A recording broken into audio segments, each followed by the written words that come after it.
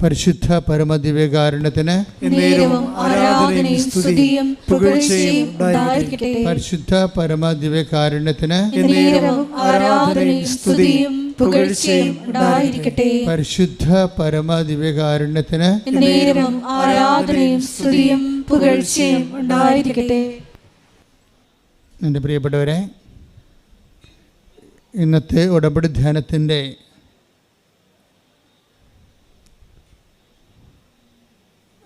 പ്രധാന സാക്ഷ്യം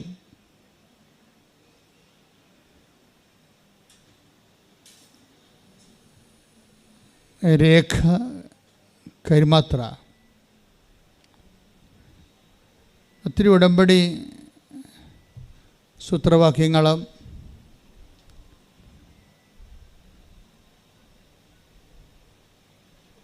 ഒത്തിരി ഉടമ്പടി പ്രക്രിയകളുമുള്ള ഒരു ജീവിതാനുഭവ സാക്ഷ്യമാണ് രേഖയുടേത്.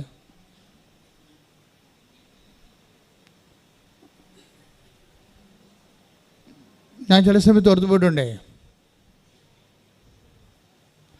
ആരോടാണ് ദൈവം കൂടുതൽ കമ്മ്യൂണിക്കേറ്റ് ചെയ്യണതെന്ന്.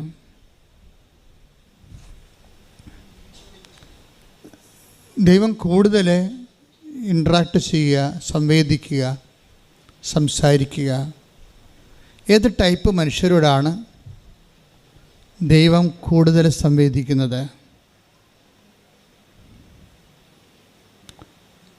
ഇനി കുറച്ചുകൂടി ചോദ്യം ഒന്ന് മറിച്ചിട്ട് കഴിഞ്ഞാൽ, ദൈവം നമ്മളോട് സംവേദിക്കുന്ന സാധാരണ ജീവിത സാഹചര്യം എന്താണ്?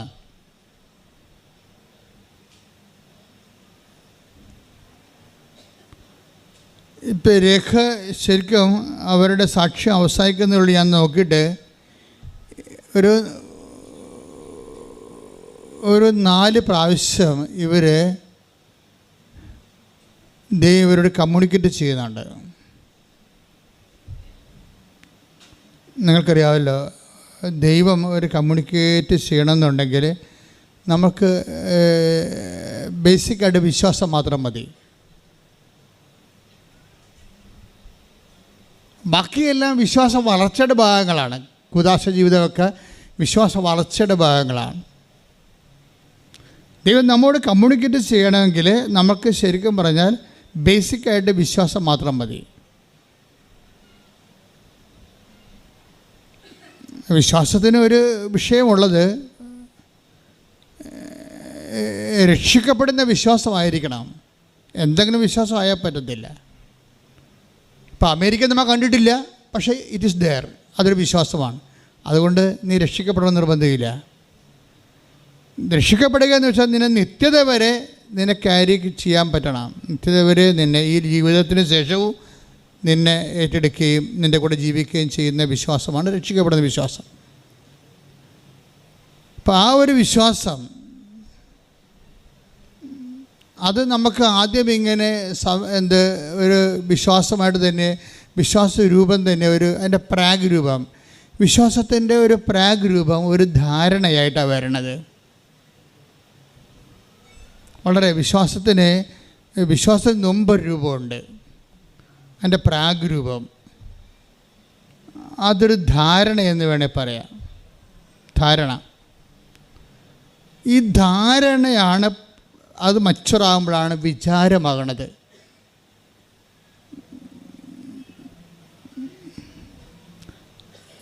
വിചാരമാണ് മച്ചുറാകുമ്പോഴാണ് വിശ്വാസമാകുന്നത്. വിശ്വാസം മച്ചുറാകുമ്പോഴാണ് വലിയ വിശ്വാസമാകുന്നത്. അപ്പോൾ തുടങ്ങണത് എങ്ങനെയാണ്? അപ്പോൾ നിനക്ക് ധാരണ ഉണ്ടായാൽ മതി. ഉടമ്പടി എടുക്കുമ്പോൾ കർത്താവ് എൻ്റെ ജീവിതത്തിലേക്ക് ഒരു പക്ഷേ പെട്ടെന്ന് ഇടപെടാൻ സാധ്യതയുണ്ട്. ധാരണയാണത്. അപ്പോൾ ധാരണ വരുമ്പോൾ തന്നെ ദൈവം നെക്സ്റ്റ് ഡോറിലായെന്ന് അർത്ഥം. ഒരു ധാരണ കിട്ടിയാൽ മതി. ചില ആൾക്കാർ ധാരണയോടുള്ള റെസ്പോൺസ് ആൻഡ് റിയാക്ഷൻസ്, ചിലർ ധാരണ ഉണ്ടാകും, പക്ഷേ കോൾഡ് വെതറുള്ള ആൾക്കാരുണ്ടാവും, തണുത്ത വിശ്വാസത്തിൽ ശൈത്യ മേഖലയിൽ ജീവിക്കുന്ന ആൾക്കാരുണ്ടാവും. ഒരു കോൾഡ് വെതറുകാരാണ്. ധാരണ കിട്ടിയാൽ 1 കൊല്ലം കഴിഞ്ഞൊക്കെ ഇത് ആക്ടിവേറ്റ് ആകത്തുള്ളൂ. ചിലർ ഭയങ്കര സമ്മർ സീസണിൽ ജീവിക്കുന്ന ആൾക്കാരുണ്ടാവും. വിശ്വാസത്തിൽ ധാരണ കിട്ടി അടുത്ത ആഴ്ചത്തെ അവർ ഉടമ്പടി എടുക്കും. ചിലർ ധാരണ കിട്ടിയാൽ 1.5 കൊല്ലം കഴിഞ്ഞ് ഉടമ്പടി എടുക്കത്തുള്ളൂ. ഈ ധാരണ ആക്ടിവേറ്റ് ആകാൻ എടുക്കുന്ന സമയം തന്നെയായിരിക്കും ഉടമ്പടി ക്രാക്ക് ചെയ്യാൻ എടുക്കുന്ന സമയം.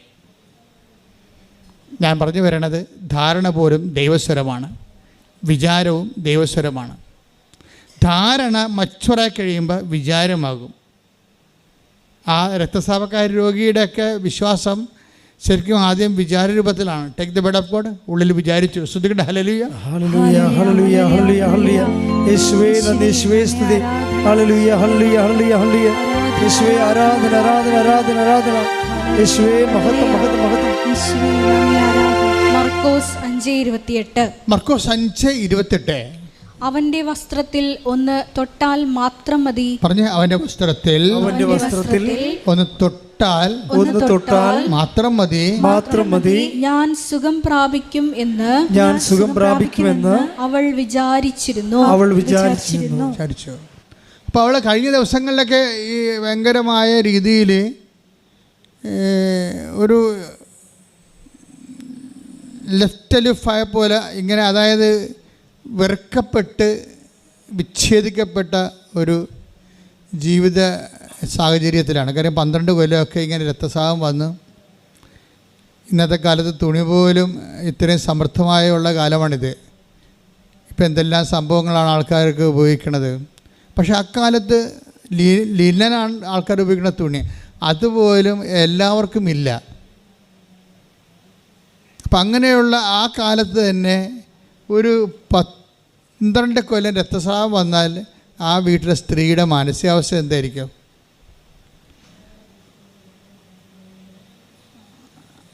അതുകൊണ്ട് തന്നെ അവൾക്കിനി വേറെ ഒരു ഓപ്ഷൻ ഇല്ല. കാര്യം ഈ 12 കൊല്ലമായിട്ടും ഇപ്പം നിൻ്റെ ജീവിതത്തിൽ ഒത്തിരി ഏജ് ഓവറായിട്ടുള്ള ജീവിത പ്രശ്നങ്ങൾ, 2 കാര്യം നിനക്ക് തരും. ഒന്ന്, യേശുവിനെ നിനക്ക് തരും. കാരണം നീ ഒത്തിരിയേറെ വിഷയങ്ങൾ അത് പരിഹരിക്കാൻ വേണ്ടി പ്രയോജനപ്പെടുത്തി പരാജയപ്പെട്ടു. ഇനി എന്ത് ചെയ്യണമെന്നറിയാൻ പാടില്ലാതെ ഇരിക്കുന്ന സമയത്താണ് യേശുവിനെക്കുറിച്ച് ഇവൾ കേൾക്കണത്. നമുക്കറിയാമല്ലോ, ദൈവം നമ്മളുമായിട്ട് ദൈവം കോണ്ടാക്റ്റിലാകുന്നത് ആദ്യം തന്നെ ഈ കേൾവി നിങ്ങൾ എപ്പോഴും നമ്മൾ ശ്രദ്ധിക്കണം. ആരോ പറഞ്ഞു, ചിലപ്പോൾ ശത്രുക്കൾ പറഞ്ഞാലും മിത്രങ്ങൾ പറഞ്ഞാലും ഒരു ബന്ധമില്ലാത്തത് പറഞ്ഞാലും ടി വി കേട്ടാലും റേഡിയോയിൽ കേട്ടാലും മൊബൈലിൽ കേട്ടാലും കേൾവി എങ്ങനെ ദൈവം നമ്മുടെ അടുത്തേക്ക് വരുമെന്ന് അറിയത്തില്ല. ദൈവം ആദ്യം ഇൻട്രാക്ട് ചെയ്യുന്ന ശബ്ദത്തിലാണ്. ശബ്ദം ആരെങ്കിലും പറഞ്ഞാൽ മതി. നിങ്ങൾക്കറിയാം, നിങ്ങളിലെ കുറേ അധികം പേരും ആരോ പറഞ്ഞത് കേട്ടാണ് വരണത്. ഈ വാഗ്ദാന പേടകം തന്നെ ആ ഒരു ദൈവം മനുഷ്യനെ അഡ്രസ്സ് ചെയ്യുന്ന ഒരു സംവിധാനമാണ്. വാഗ്ദാന പേടകത്തിൻ്റെ ഒരു മാതൃകാ രൂപമാണ് ഇവിടെ ഇരിക്കുന്നത്. ഒരുപക്ഷെ very deep meaning full significant ആയിട്ടുള്ള ഒരു ദൈവത്തിൻ്റെ ഇൻട്രാക്ഷൻ്റെ ഒരു രൂപമാണ് വാഗ്ദാന പേടകം. ഈ വാഗ്ദാന പേടകത്തിന് പോലും അതൊരു ചെവിയുള്ള സംവിധാനമാണ്. ദൈവം നിങ്ങളെ കേൾക്കുന്ന, ദൈവം നിങ്ങളോട് സംസാരിക്കുന്ന, കമ്മ്യൂണിക്കേറ്റ് ചെയ്യുന്ന ഒരു സംവിധാനമാണ് വാഗ്ദാന പേടകം. ഇപ്പോൾ ഉദാഹരണത്തിന് സങ്കീർത്തനം എടുത്തേ. സങ്കീർത്തനം, കെറൂബുകളുടെ മധ്യത്തിൽ വസിക്കുന്നവനെ നീ ചെവി ചായ്ച്ച് എന്നെ കേൾക്കണമെന്ന് സങ്കീർത്തകൻ പ്രാർത്ഥിക്കുന്നുണ്ട്. സങ്കീർത്തനം 80:1. സ്തുതിക്കട്ടെ, ഹല്ലേലൂയ ഹല്ലേലൂയ ഹല്ലേലൂയ ഹല്ലേലൂയ. യേശുവേ നന്ദി, യേശുവേ സ്തുതി. ഹല്ലേലൂയ ഹല്ലേലൂയ ഹല്ലേലൂയ ഹല്ലേലൂയ ഹല്ലേലൂയ. യേശുവേ സ്തുതി. ഹല്ലേലൂയ ഹല്ലേലൂയ ഹല്ലേലൂയ. യേശുവേ. 80-ാം സങ്കീർത്തനം 1-ാം തിരുവചനം. ഇസ്രായേലിന്റെ ഇടയനെ പറഞ്ഞ ഇസ്രായേലിന്റെ ഇടയനെ ഇസ്രായേലിന്റെ ഇടയനെ ആട്ടിൻകൂട്ടത്തെ പോലെ ജോസഫിനെ നയിക്കുന്നവനെ ചെവിക്കൊള്ളണമേ. കെരൂബുകളിന്മേൽ വസിക്കുന്നവനെ പ്രകാശിക്കണമേ.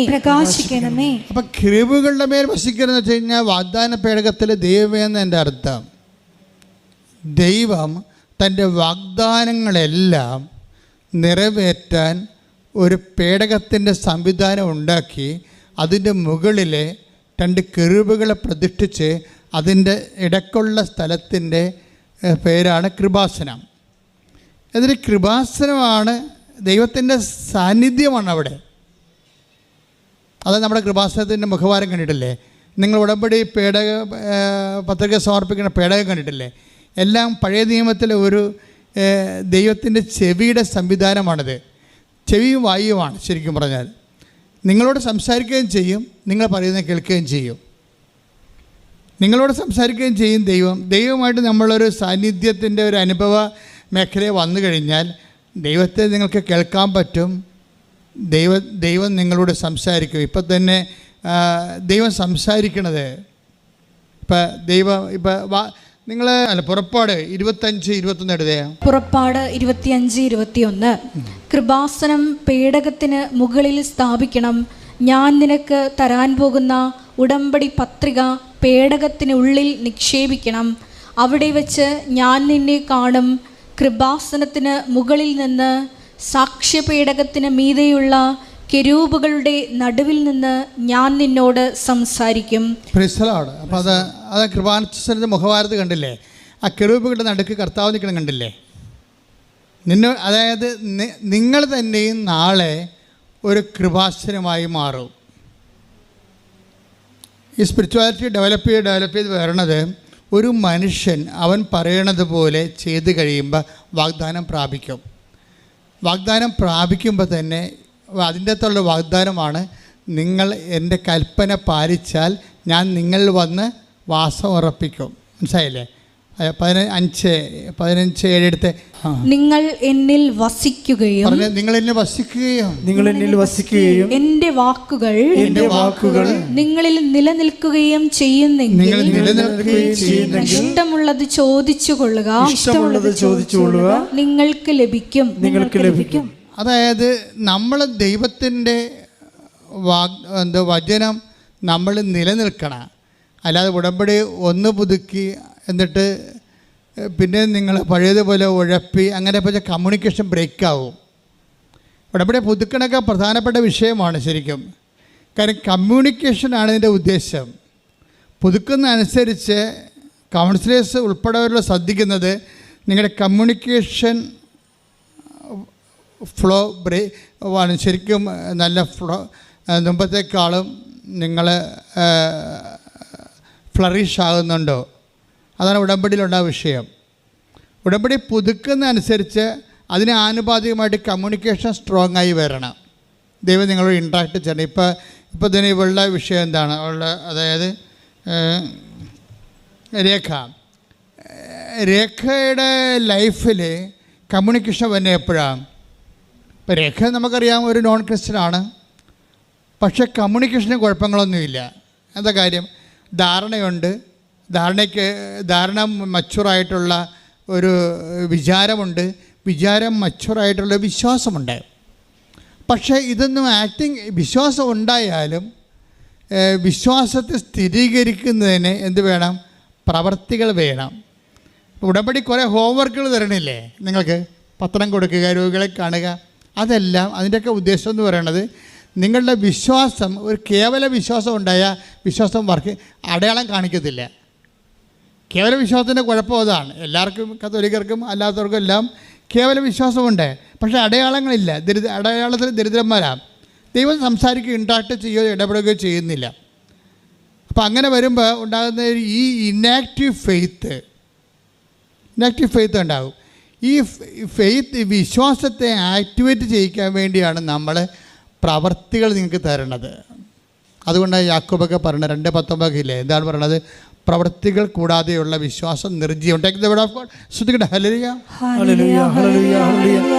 യേശുവേ നന്ദി. ഹല്ലേലൂയ ഹല്ലേലൂയ ഹല്ലേലൂയ ഹല്ലേലൂയ ഹല്ലേലൂയ ഹല്ലേലൂയ. യേശുവേ സ്തുതി. ഹല്ലേലൂയ. യാക്കോബ് 2:17. യാക്കോബ് 2:17. പ്രവൃത്തികൾ കൂടാതെയുള്ള വിശ്വാസം, പ്രവൃത്തികൾ കൂടാതെയുള്ള വിശ്വാസം അതിൽ തന്നെ നിർജീവമാണ്. അപ്പം വിശ്വാസം ഉണ്ടാകാം. നോക്കിയേ, ആദ്യം എന്താ പറയണത്? ആദ്യം പറഞ്ഞാൽ എങ്ങനെയാണ്? ആദ്യം ധാരണ, പിന്നെ എന്താണ്? വിചാരം, പിന്നെ വിശ്വാസം. വിശ്വാസം ഉണ്ടായാലും അത് സജീവവും നിർജീവവുമായിട്ട് മാറും. വീട്ടിലെ വിശ്വാസത്തെ സജീവമാക്കി നിർത്താൻ വേണ്ടി എന്ത് വേണം? പ്രവൃത്തികൾ വേണം. പ്രവൃത്തികൾ എപ്പോഴും ചൊല്ലണതുണ്ട്, ചെയ്യണതുണ്ട്. ചൊല്ലാൻ പറ്റും, ചെയ്യാൻ പറ്റും. എൻ്റെ പറഞ്ഞത് ഇപ്പോൾ യേശു കർത്താവാണെന്ന് അത്തരം കൊണ്ട് ഏറ്റു പറയുന്നതാണ് ചൊല്ലണ പ്രവൃത്തികൾ. പിന്നെ എന്താണ്? ദൈവം അവനെ മരിച്ചുവെന്ന് ഉയർപ്പിച്ചു എന്ന് ഹൃദയത്തിൽ വിശ്വസിക്കുന്നതാണ് കാര്യം. ആ വിശ്വാസം ഉയർപ്പിൻ്റെ, യേശുക്രിസ്തുവിൻ്റെ ഉയർപ്പിൽ നിങ്ങൾ വിശ്വസിക്കുന്നുണ്ടോ എന്ന് വിചാരിച്ചു കഴിഞ്ഞാൽ, വിശ്വസിക്കുന്നുണ്ട് വിശ്വാസ പ്രമാണം ചെയ്ത അവസാനം വർക്കൗട്ട് ചെയ്യത്തില്ല. യേശുക്രിസ്തുവിൻ്റെ ഉയർപ്പിന് ഇവൾക്ക് നിങ്ങളാണല്ലോ സാക്ഷികൾ. ശ്രദ്ധിക്കട്ടെ. ഹല്ലേലൂയ ഹല്ലേലൂയ ഹല്ലേലൂയ ഹല്ലേലൂയ. യേശുവേ നന്ദി. യേശുവേ സ്തുതി. ഹല്ലേലൂയ ഹല്ലേലൂയ ഹല്ലേലൂയ ഹല്ലേലൂയ ഹല്ലേലൂയ. ലൂക്ക 24:48. ലൂക്ക 24:48. നിങ്ങൾ ഇവയ്ക്ക് സാക്ഷികളാണ്. നിങ്ങൾ ഇവയ്ക്ക് സാക്ഷികളാണ്. എന്തിനാണ് സാക്ഷികൾ? 27 എടുത്ത്. ലൂക്ക 24:47. പാപമോചനത്തിലുള്ള അനുതാപം അവന്റെ നാമത്തിൽ ജെറുസലേമിൽ ആരംഭിച്ച് എല്ലാ ജനതകളോടും പ്രഘോഷിക്കപ്പെടേണ്ടിയിരിക്കുന്നു. കർത്താവിന്റെ ഉയർപ്പിന് ശേഷം നടന്ന പാരഷൻസിലാണ് ഈശോ പാപമോചനത്തിനുള്ള അധികാരം നൽകുന്നത്. കാര്യം, ഒരു വ്യക്തിയിൽ ദൈവം പ്രവർത്തിക്കണമെന്നുണ്ടെങ്കിൽ ഇപ്പോൾ ഒരു വിമാനം ഇറങ്ങണം. ചുമ്മാ വല്ലയിടത്തും വിമാനം ഇറങ്ങുക? അവിടെ എല്ലാ കുന്നും മലയൊക്കെ നിവർത്തി അല്ലേ, വിമാനം ഇറങ്ങാൻ വേണ്ടി മാത്രം കോൺക്രീറ്റ് അടിച്ച് അതെല്ലാം ടെസ്റ്റ് ചെയ്തതിന് ശേഷമാണ് വിമാനം അവിടെ ലാൻഡ് ചെയ്യണത്. അപ്പം അതുപോലെ തന്നെയാണ് തുറമുഖങ്ങൾ. ദൈവം നമ്മളിലേക്ക് വരണമെങ്കിൽ നമ്മുടെ കല്ലും മുള്ളും പാപാവസ്ഥകളും നിലപാടുകളും, ഇപ്പം തന്നെ അഖില എന്നും പറഞ്ഞ ഒരു മോള് സാക്ഷ്യം പറഞ്ഞു.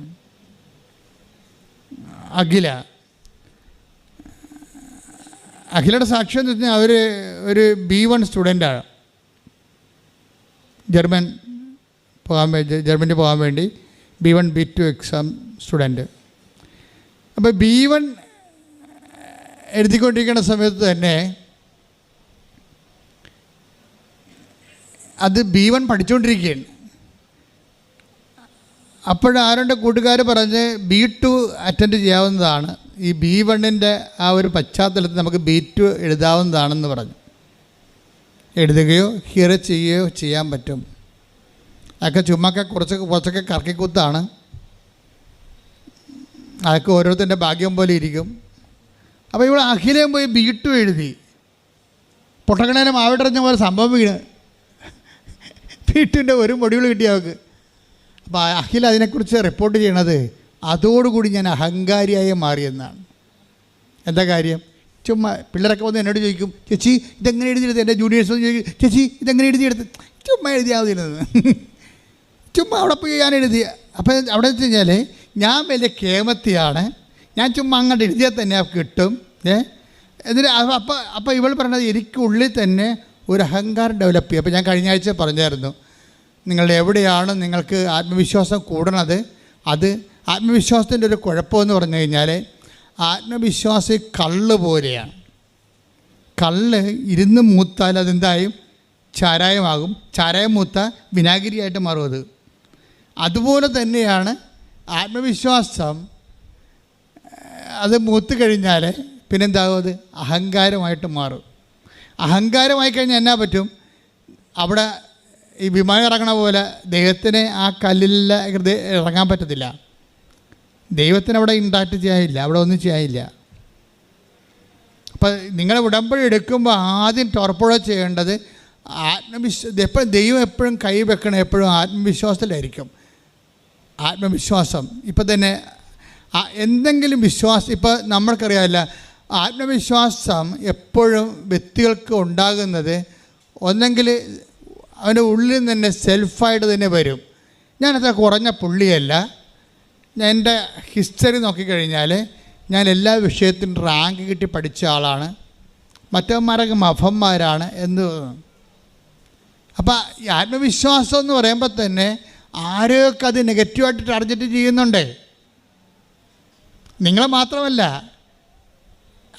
നിങ്ങൾക്ക് ആത്മവിശ്വാസം കൂടിയാൽ നിങ്ങൾ പറയണത് ഞാനത്ര കുറഞ്ഞ പുള്ളിയല്ലെന്നാണ് പറയണത്. എന്നുവെച്ചാൽ കുറഞ്ഞ പുള്ളികൾ വേറെ ഉണ്ടെന്ന് എൻ്റെ അർത്ഥം.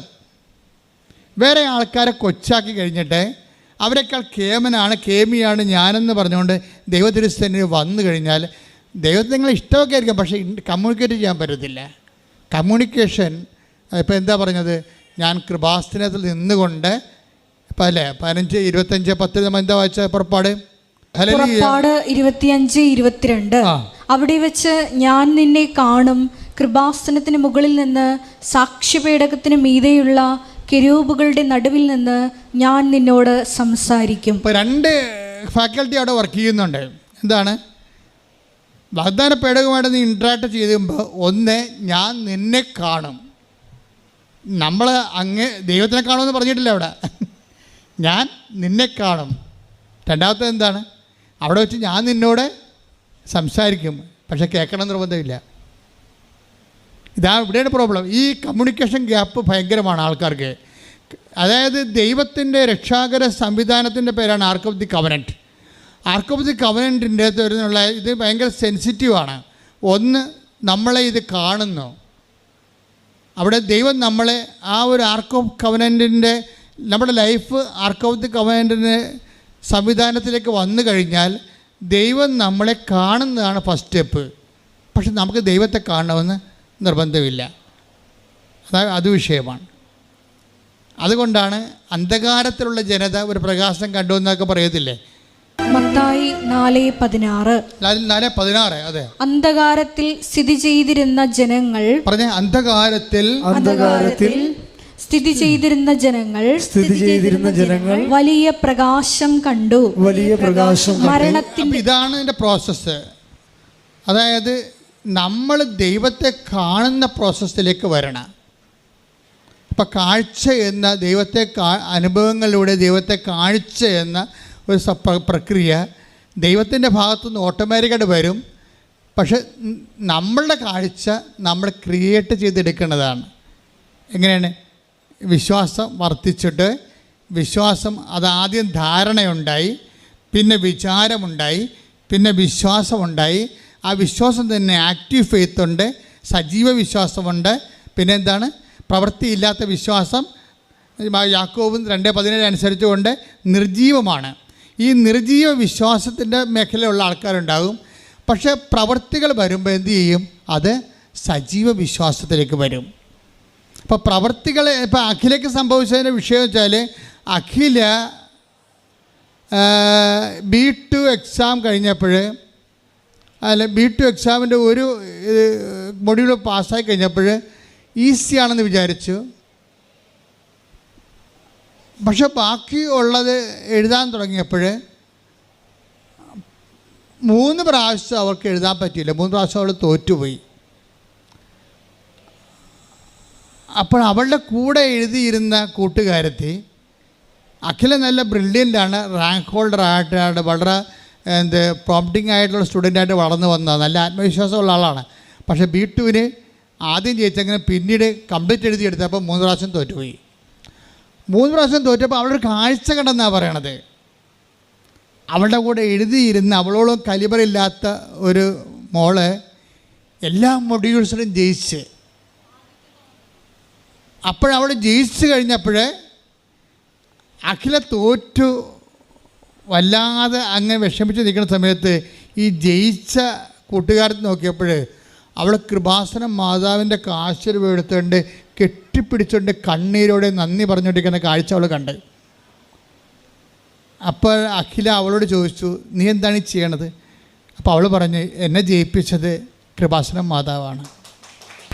ഹല്ലേലൂയ. അപ്പോൾ അവൾക്ക് അഹങ്കാരവും ആത്മവിശ്വാസവും ഇല്ല. ഇവൾക്ക് അഹങ്കാരമുണ്ട്, ആത്മവിശ്വാസമുണ്ട്. അവൾക്ക് അമ്മയിലാണ് വിശ്വാസം.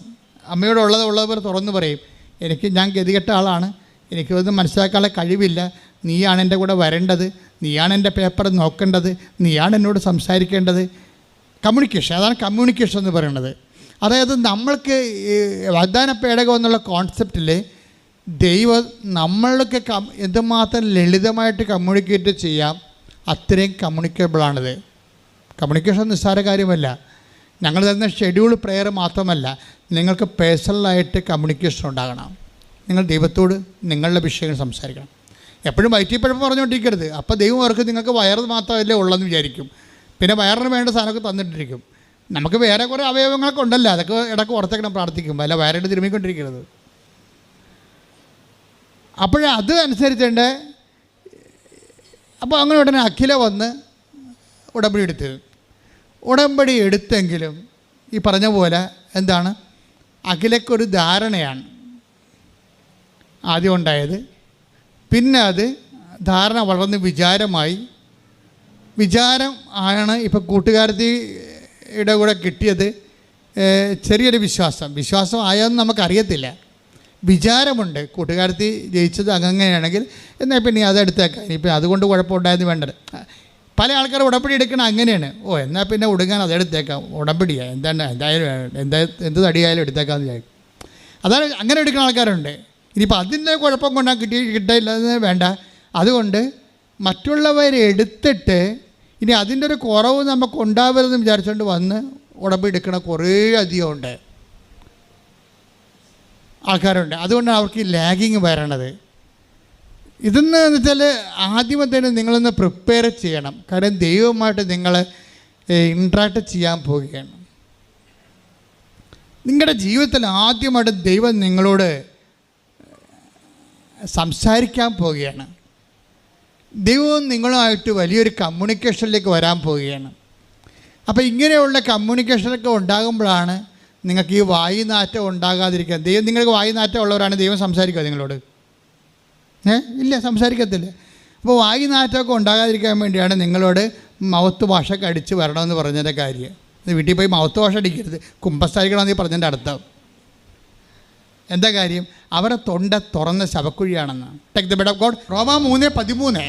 അവരുടെ തൊണ്ട തുറന്ന ശവക്കുഴിയാണ്. പരിപാടിയായി. വ്യത്യസ്തമായ കൂട്ടം കൂടി നിന്ന് ജോലി ചെയ്യണില്ലേ? കൂട്ടം കൂടി നിന്ന് ജോലി ചെയ്യുന്നവരുടെ ആൾക്കാരുടെ വർത്തമാനങ്ങളിലെല്ലാം പലപ്പോഴും അവർക്ക് ജോലിക്ക് ബോറടിക്കുമ്പോൾ അവർ ഉള്ളിൽ അങ്ങോട്ടും ഇങ്ങോട്ടും തെറി പറഞ്ഞുകൊണ്ടാണ് അതിൻ്റെ ആ തെറിയെ അഭിമുഖീകരിക്കുന്നത്. ചില ആൾക്കാർ കൊന്ത ചൊല്ലിക്കൊണ്ട് ചെയ്യും. തുറന്ന ശവക്കുഴിയുള്ള ആൾക്കാർ, തൊണ്ട തന്നെ തുറന്ന ശവക്കുഴിയുള്ള ആൾക്കാർ വാ പൊളിച്ചാൽ നാറ്റം വന്നുകൊണ്ടിരിക്കുക. അതിനെ വായുനാറ്റം എന്ന് പറയണത്. മനസ്സിലായില്ലേ? നിങ്ങൾ എന്ത് പറഞ്ഞാലും വായുനാറ്റം ഉണ്ടാകും. വായുനാറ്റം ഇല്ലാതെ നിങ്ങൾക്ക് വർത്തമാനം പറയാൻ പറ്റത്തില്ല. അപ്പം അങ്ങനെയുള്ള വാക്കുകളുണ്ടാകുന്ന വാക്കെന്നെന്താ? വാക്ക് എവിടുന്നാണ് വരുന്നത്? വാക്ക് ഈ കഴുത്ത് ഒന്നും ചെയ്യത്തില്ല, ഹൃദയം ചെയ്യണത് കൊണ്ടാണ് വായുനാറ്റം ഉണ്ടാകണത്. കാര്യം എന്താണ്? ഹൃദയത്തിൻ്റെ തികവിൽ നിന്നാണ് അധരം. ചുരുക്കിട്ട് ഹല്ലേലൂയ ഹല്ലേലൂയ ഹല്ലേലൂയ ഹല്ലേലൂയ. ലൂക്ക 6:45. ലൂക്ക 6:45. നല്ല മനുഷ്യൻ തൻ്റെ ഹൃദയത്തിലെ നല്ല നിക്ഷേപത്തിൽ നിന്ന് നന്മ പുറപ്പെടുവിക്കുന്നു. ഒന്ന് പറഞ്ഞ നല്ല മനുഷ്യൻ തൻ്റെ ഹൃദയത്തിന്റെ നിക്ഷേപത്തിൽ നിന്ന് നന്മ പുറപ്പെടുവിക്കുന്നു. ചീത്ത മനുഷ്യൻ തിന്മയിൽ നിന്ന് തിന്മ പുറപ്പെടുവിക്കുന്നു. ഹൃദയത്തിന്റെ നിറവിൽ നിന്നാണല്ലോ അധരം സംസാരിക്കുന്നത്. അപ്പൊ ഹൃദയത്തിൽ എന്താണുള്ളത്? ഈ ദ്വയാർത്ഥം പറയുന്നവരും തെറി പറയുന്നവരൊക്കെ ഓർക്കുക, നിങ്ങളുടെ ഹൃദയം തന്നെ ഒരു സെക്സ് ഓർഗനായിട്ടാണ് വർക്ക് ചെയ്യണത്. ചില ആൾക്കാരെ കുറിച്ച് പറയത്തില്ലേ, അവൻ വേറെ എന്നോ അവയവം കൊണ്ടാണ് ചിന്തിക്കണമെന്ന് എന്ന് പറഞ്ഞ പോലെ ജീവിതകാലം മുഴുവനും 24 മണിക്കൂറും സെക്സിനെക്കുറിച്ച് മാത്രം ചിന്തിക്കുന്നവരുണ്ട്.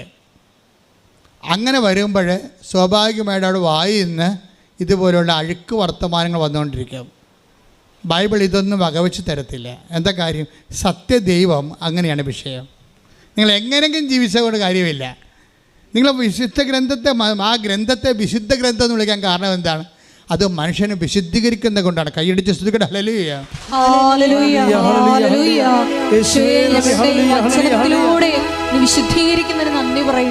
ഇതിൻ്റെ അകത്തെല്ലാം ഒരു കമ്മ്യൂണിക്കേഷൻ്റെ ഒരു സംവാദം, അതുപോലെ തന്നെ ഒരു സംഭാഷണം, അതെല്ലാം ഉടമ്പടിയിൽ കൂടുതലുള്ളതാണ്. മറ്റ് പല ഉടമ്പടി എടുക്കാത്തവരെക്കാൾ നിങ്ങൾക്ക് ദൈവത്തോട് കൂടുതൽ സംവേദിക്കാൻ പറ്റും. അതിനുവേണ്ടിയാണ് ഞങ്ങൾ ആദ്യമേ തന്നെ കാത്തലിക്സ് ആയാലും ക്രിസ്ത്യൻസ് ആയാലും നിങ്ങൾക്ക് സഭയിലുള്ള വിശുദ്ധ കൂദാശ സംവിധാനങ്ങൾ ഉടനെ പ്രയോജനപ്പെടുത്തണമെന്ന് പറയും. അക്രൈസ്തവരാണെങ്കിൽ ഞാൻ നിങ്ങളോട് പറയും, നിങ്ങൾ ഇനി മുതൽ ഒരു സ്റ്റോപ്പ് പേയ്മെൻറ്റ് നടത്തണം. എന്താണ്? തിന്മയുടെയും അഴുക്കിൻ്റെയും അതുപോലെ തന്നെ അഴുക്ക് കെട്ട ആൾക്കാരുടെ ബന്ധങ്ങളൊക്കെ ഇല്ലേ, അതെല്ലാം നിങ്ങൾ സ്റ്റോപ്പ് പേയ്മെൻറ്റ് നടത്തണം. എന്താ കാര്യം? നിങ്ങൾ ദൈവവുമായിട്ട് കമ്മ്യൂണിക്കേഷനിൽ വരികയാണ്, കമ്മ്യൂണിക്കേഷനിലേക്ക് വരിക. അപ്പോൾ കമ്മ്യൂണിക്കേഷൻ നിങ്ങളായിട്ട് അടച്ച് കളയരുത്. കമ്മ്യൂണിക്കേഷനിൽ വന്നുള്ള ഗുണമെന്ന് വെച്ചാൽ നിങ്ങളോട് സംസാരിക്കാൻ പറ്റുന്ന. ഇപ്പം തന്നെ അവളുടെ പേരെന്നാ? രേഖയുടെ പ്രശ്നം എന്താ? രേഖ എന്ത് ചെയ്യണമെന്ന് ദൈവം കമ്മ്യൂണിക്കേറ്റ് ചെയ്യുന്നുണ്ട്. രേഖയുടെ പ്രശ്നം എന്താ? രേഖ തീയിലൂടെ ഇങ്ങനെ ജീവിതത്തെ വറച്ചട്ടിയിലൂടെ വളർന്നു വന്നിട്ടുള്ള ആളാണ്. വറച്ചട്ടി എന്ന രീതിയിലേക്കെന്ന് പറഞ്ഞ പോലെ അങ്ങനെ വളർന്നു വന്ന ആളാണ്. ആദ്യമേ തന്നെ അപ്പൻ ഉപേക്ഷിച്ചു പോയായിരുന്നു കുഞ്ഞുനാളിൽ തന്നെ. പിന്നെ അമ്മയാണ് നിങ്ങളെ വളർത്തിക്കൊണ്ട് വരേണ്ടത്. അമ്മ വളർത്തിക്കൊണ്ട് വന്നെങ്കിലും പിന്നീട് അതുങ്ങളെ കല്യാണം കഴിച്ച് കഴിഞ്ഞപ്പോൾ ഭർത്താവാണെങ്കിൽ ഭയങ്കര കുടിയനാണ്. അപ്പോൾ കുടിക്കുകയും ചെയ്യും, വീട്ടിൽ വന്ന് ഇവളെ തല്ലുകയും ചെയ്യും. ഇവൾ അത്യാവശ്യം മെഡിക്കൽ ഫീൽഡിൽ പ്രാക്ടീഷണറാണ്, പക്ഷേ തല്ല് പാഴ്സൽ കിട്ടുന്നുണ്ട്. കാര്യം ഇവളുടെ ഒരു ക്വാളിറ്റി, അതുപോലെ തന്നെ ഒരു മാന്യതയൊന്നും അയാൾക്ക് വല്ല കുടിയന്മാർക്ക് വല്ല ബോധമുണ്ട്. അമ്മമാരെന്തെങ്കിലും ഉണ്ടാച്ചാൽ നമ്മുടെ മോന്ത തെളിയണില്ല, നിങ്ങളുടെ അപ്പം അടിച്ച് തെളിക്കാൻ നോക്കും മോന്ത. അതാണ് വിഷയം. അത്രയും വികടനായ ഒരു ഭർത്താവാണ് ഇവിടെ ഉള്ളത്. അത് നിങ്ങൾ പറഞ്ഞാൽ അത് മനസ്സിലാകത്തില്ല. നമുക്ക് ചിന്തിക്കാൻ പറ്റുന്നതിനൊക്കെ കൂടുതലാണ് രേഖയുടെ സങ്കടങ്ങളെന്ന് പറയണത്. ഈ സങ്കടങ്ങളുടെ ഇടയ്ക്ക് വെച്ചുകൊണ്ട് ഈ മനുഷ്യൻ പിടിച്ച് വെളിവില്ലാതെ അയാളെ കടയിലായ മറ്റേ ഇരുന്ന് പറഞ്ഞു, അവളെയും പിള്ളേരെയും ഞാൻ വിഷം കൊടുത്ത് കൊല്ലുമെന്ന് പറഞ്ഞു. അപ്പോൾ അത് പക്ഷെ അങ്ങനെ ചെയ്യുന്ന ആളാണ്, ഭ്രാന്ത് കയറി കഴിഞ്ഞാൽ അങ്ങനെ ചെയ്യുന്ന ആളാണ്. അപ്പോൾ അവൾക്ക് പേടിയായി. അവൾ 4 കുഞ്ഞുങ്ങളെയും കൊണ്ട് അവിടുന്ന് ഓടി രക്ഷപ്പെട്ട് അങ്ങനെ പോയൊരു വാടകയ്ക്ക് ജീവിക്കുകയാണ്. അപ്പോൾ നോക്കിയേ, അപ്പനില്ലാതെ വളർന്ന് ഇപ്പോൾ കൊണ്ടായ ഭർത്താവ്, അപ്പനില്ലാതെ വളർന്ന ആൾക്കാർക്ക് ഭർത്താക്കന്മാരോട് ഭയങ്കര സ്നേഹമായിരിക്കും. പക്ഷേ സ്നേഹിക്കാൻ ഈ പണ്ടാരത്തെ കിട്ടണ്ടേ? അതിനേക്കാൾ വലിയ ആളായിട്ടാണ് നമ്മുടെ ജീവിതത്തിൽ വരണത്. അപ്പോൾ ഇങ്ങനെ വാടകയ്ക്ക് കുഞ്ഞുങ്ങളുമായിട്ട് താമസിക്കണം, ഒറ്റക്ക് ജോലിക്കൊക്കെ പോകുന്നുണ്ട്. അങ്ങനെ വളർത്തിക്കൊണ്ട് വന്നതിൻ്റെ ഇടയ്ക്ക് ഇവൾക്ക്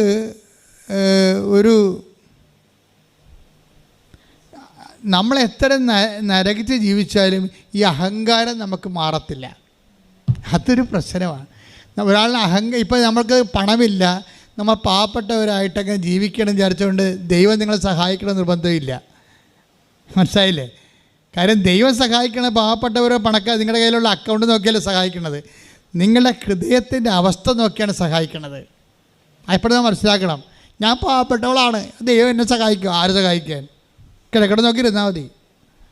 ആദ്യം നിങ്ങൾ മനസ്സ് ദൈവത്തിന് ലാൻഡ് ചെയ്യാൻ പറ്റുന്ന കമ്മ്യൂണിക്കബിൾ ആകുന്ന രീതിയിൽ എത്ര പാവപ്പെട്ടവരായാലും ശരി, രോഗികളാണെന്ന് വെച്ചൊരു കാര്യമില്ല. അങ്ങനെ ഒരു സംവരണമൊന്നും സ്വർഗത്തിന് അങ്ങനെ സംവരണമൊന്നുമില്ല. സ്വർഗം പറയും എന്തൊക്കെ ചെയ്യാൻ പറ്റും. ഇപ്പം സൈന്യം തന്നെ വയനാട്ടിൽ ഇറങ്ങിയിരിക്കുകയാണ്. അപ്പുറത്തെ കരയിലേക്ക് പോയി ആൾക്കാർ വല്ലവരും ഉണ്ടാകുന്ന ഇങ്ങനെയും കുടുങ്ങി കിടക്കൊണ്ടാന്ന് നോക്കണമെങ്കിൽ സൈന്യത്തിന് പോലും പറ്റണില്ല. ഒരു ദിവസവും 36 മണിക്കൂർ കൊണ്ടാണ് അവർ വേലിപ്പാലം ഉണ്ടാക്കി. അത് കഴിഞ്ഞിട്ടാണ് സൈന്യത്തിന് പോലും അപ്പുറത്ത് പോകാൻ പറ്റിയത്. ദൈവത്തിൻ്റെ അവസ്ഥ ഇതാണ്. നിങ്ങൾ എന്ത് ദുരന്തത്തിൽപ്പെട്ടാലും ശരി, ആ പാല വിടാൻ പറ്റുന്നില്ലെങ്കിൽ സ്വാഹ പിടിയിട്ടില്ലേ. പാവപ്പെട്ടവളാണ്, ചത്ത് കിടക്കുകയാണ്, മണ്ണിൻ്റെ അടിയിലാണെന്ന് പറഞ്ഞിട്ട് ഒരു കഥയില്ല. പാല വിട്ട് വരണം. അതുകൊണ്ടാണ് ഈശോ പറഞ്ഞത്, ദുരന്തമൊക്കെ ഉണ്ടായപ്പോൾ ഈശോ എന്താ പറയണത്? അതൊന്നും എനിക്ക് കേൾക്കേണ്ട കാര്യമില്ല. ദുരന്തങ്ങൾ ജീവിതത്തിൽ എപ്പോഴും ഉണ്ടാകും. ഒരുങ്ങിയിരിക്കാൻ ഞാൻ എപ്പോഴും പറയും.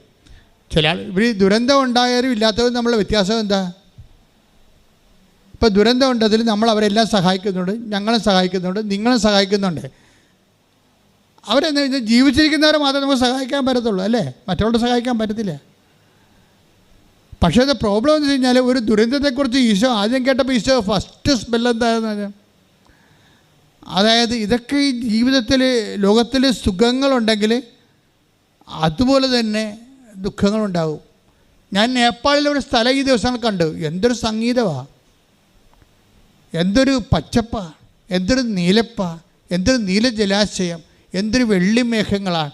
എല്ലാവരും ഇങ്ങനെ മേഞ്ഞെടുക്കുന്ന ഒരു ഭൂമിയിലെ ഒരു സ്വർഗം പോലെ ഇരിക്കുന്ന സ്ഥലം. എപ്പോഴാണ് ഈ കൊണ്ടറാണ്ടം ഇടിഞ്ഞു പൊളിഞ്ഞ് നമ്മുടെ തലയിൽ വീഴെന്ന് അറിയാൻ പറ്റത്തില്ല. അതാണ് പ്രശ്നം. അതാണ് ഈശോ പറഞ്ഞത്, ലോകമാണോ ഞെരുക്കം ഉറപ്പാണ്. ലോകത്തിൽ സന്തോഷം ഉള്ളത് പോലെ മൂക്കിൻ്റെ അവസ്ഥയാണ്. മൂക്കിന് ഹായ് നല്ല സ്മെല്ലെന്ന് പറയും. നാറ്റമാണല്ലോ, ഇത് രണ്ട് മൂക്കല്ലേ പറയണത്, ഇല്ലേ? ഹായ് നല്ല സ്മെല്ലെന്ന് പറയുന്നത് മൂക്കാണ്. എന്തൊരു നാറ്റം എന്ന് പറയുന്നത് മൂക്കാണ്. ഇതാണ് വിഷയം. അപ്പോൾ ഈ നന്മ ഉണ്ടെങ്കിൽ തീർച്ചയായിട്ടും അതിൻ്റെ പിന്നെ അത് മനുഷ്യന്മാർക്ക് വിവേകം കൊടുത്തിട്ടുണ്ട്, വിവേകമുണ്ട്. പിന്നെ വിവേകത്തിൽ പിടിച്ചാൽ കിട്ടാത്ത കാര്യങ്ങൾക്ക് വിശ്വാസം കൊടുത്തിട്ടുണ്ട്. വിശ്വാസം എന്നുകൊണ്ട് വിവേകം കഴിഞ്ഞാൽ വിശ്വാസം വന്നത്. ചില കാര്യങ്ങൾ വിവേകത്തിൽ പിടിച്ചാലും കിട്ടത്തില്ല. ഇതിൻ്റെ ഇൻ്റർവ്യൂ പ്ലേസ് ചെയ്യണ ടൈം മാത്രമാണ്. ഒരേ ദിവസം ഇൻ്റർവ്യൂ ആണ്. മാതാവ് അതിൻ്റെ അകത്തൊരു കക്ഷിയാണ്. അതായത് കാരണം 3 ഇൻ്റർവ്യൂ ഒരു ദിവസം ഉണ്ടായിരുന്നത് മാതാവ് ആ ഒറ്റ ദിവസം 3 മണിക്കൂർ ഇടപെട്ട് വെച്ച്. അതവിടെ നമുക്ക് ഒന്നും ചെയ്യാൻ പറ്റത്തില്ല. നമ്മളുടെ ജീവിത പ്രശ്നങ്ങളെ we set to the covenant project. ദൈവത്തിൻ്റെ ഒരു കവനൻ്റ് പ്രോജക്റ്റിലേക്ക് നമ്മുടെ ജീവിത പ്രശ്നങ്ങളെ നമ്മൾ സെറ്റ് ചെയ്യണത്. അത് വേറെ ഏത് പ്രോജക്റ്റ് ഏത് സംവിധാനത്തിൽ സെറ്റ് ചെയ്താലും ഇത്രയും കൃത്യമായിട്ട് വർക്കൗട്ട് ചെയ്യത്തില്ല. പക്ഷേ ഈ നമ്മളുടെ ഒരു problems our problems are set in to the covenant project which is powered by Marian spirituality. അവിടെ വിഷയം വരുന്നത്, അതായത് നമ്മളുടെ പ്രോബ്ലത്തെ ദൈവത്തിൻ്റെ ഒരു പ്രോജക്റ്റുമായിട്ട് നമ്മൾ സെറ്റ് ചെയ്യുന്ന ആ സെറ്റ് ചെയ്യുമ്പോൾ അത് വർക്കൗട്ട് ചെയ്യണത് എങ്ങനെയാണ്? മരിയൻ സ്പിരിച്വാലിറ്റിയിലാണ് അത് പവർ ചെയ്യണത്. മരിയൻ സ്പിരിച്വാലിറ്റി എന്ന് പറഞ്ഞു കഴിഞ്ഞാൽ അത് നോൺ കോംപ്രമൈസബിളാണ്. അവർക്ക് എനിക്ക് നിനക്ക് എന്താണ് എൻ്റെ സഭ ഇനി സമാഗതമായിട്ടില്ലോ എന്നൊക്കെ പറഞ്ഞാലൊന്നും അത് കോംപ്രമൈസ് ചെയ്യത്തില്ല. അമ്മ അവിടെ ഒരു സ്റ്റാൻഡ് എടുത്താൽ ആ സ്റ്റാൻഡ് ദൈവത്തിന് ഹോണർ ചെയ്യേണ്ടി വരും. കാര്യം ഈ ലോകത്തിന് രക്ഷകന് നൽകുന്നതിൽ അവളുടെ വാക്കാണ് ദൈവത്തിന് സഹായമായത്. അപ്പോൾ സ്വർഗത്തിൻ്റെ ഉള്ള ഇൻവെസ്റ്റ്മെൻറ്റ് ബേസ് മറിയത്തിന് നല്ല ഒരു വാല്യൂ ഉണ്ട് ഇവിടെ. അതാണ് വിഷയം എന്നത്. അപ്പോൾ അതുകൊണ്ട് പെട്ടെന്ന് അപ്രതിരോധ്യമാണ് മരിയൻ മീഡിയേഷൻ്റെ പ്രശ്നം. അത് അപ്രതിരോധ്യമാണ്. പിന്നെ ഈ മരിയൻ മീഡിയേഷൻ കൃപാസനത്തിലേക്ക് വരുമ്പോൾ അതിൻ്റെ സ്റ്റാറ്റസ് വേറെയാണ്. എന്താ കാര്യം? അത് മാതാവിൻ്റെ പ്രത്യക്ഷീകരണമായിട്ട് വന്നിരിക്കുന്ന വിഷയമാണ്. മാതാവിൻ്റെ പ്രത്യക്ഷീകരണം സമയഘടികാരം നെഞ്ചിൽ ചാർത്തി ദുരന്തം ഉണ്ടാകാൻ പോണ് പ്രാർത്ഥിക്കണമെന്ന് സഭയോടും ലോകത്തോടും പറയുന്ന മാതാവിൻ്റെ പ്രത്യക്ഷീകരണം ദൈവത്തിൻ്റെ ഒരു മനസ്സാണ്. അപ്പോൾ മാതാവിൻ്റെ പ്രത്യക്ഷീകരണം സഭ അത് ജനറലൈസ് ചെയ്യുകയും ഒരു ലോക്കലായിട്ടുള്ള സ്ഥലത്ത് സംഭവിച്ച വിഷയത്തെ അത് സഭയെ എടുത്ത് ജനറലൈസ് ചെയ്യുകയും ലോകം മുഴുവൻ ദൈവത്തിൻ്റെ സന്ദേശം എത്തിക്കേണ്ടത് ദൈവത്തിൻ്റെ ഒരു ആവശ്യമാണ്. ആ ദൈവത്തിൻ്റെ ആവശ്യം നിറവേറ്റാൻ വേണ്ടിയാണ് നമ്മൾ ഉടമ്പടി എടുത്ത് പ്രത്യക്ഷിക്കണം പ്രാർത്ഥിച്ചാലാണത്. അപ്പം നമ്മുടെ ഉടമ്പടി കാര്യങ്ങൾ നിവർത്തേണ്ടത് നമ്മുടെ ആവശ്യമാണ്, ദൈവത്തിൻ്റെ ആവശ്യമാണ്. അതുകൊണ്ടാണ് മറ്റും മരിയൻ മീഡിയേഷനേക്കാളും ഈ കൃപാസനം മരിയൻ മീഡിയേഷൻ പവർഫുൾ ആയിരിക്കുന്നത്. ശ്രുതികട ഹല്ലേലൂയ.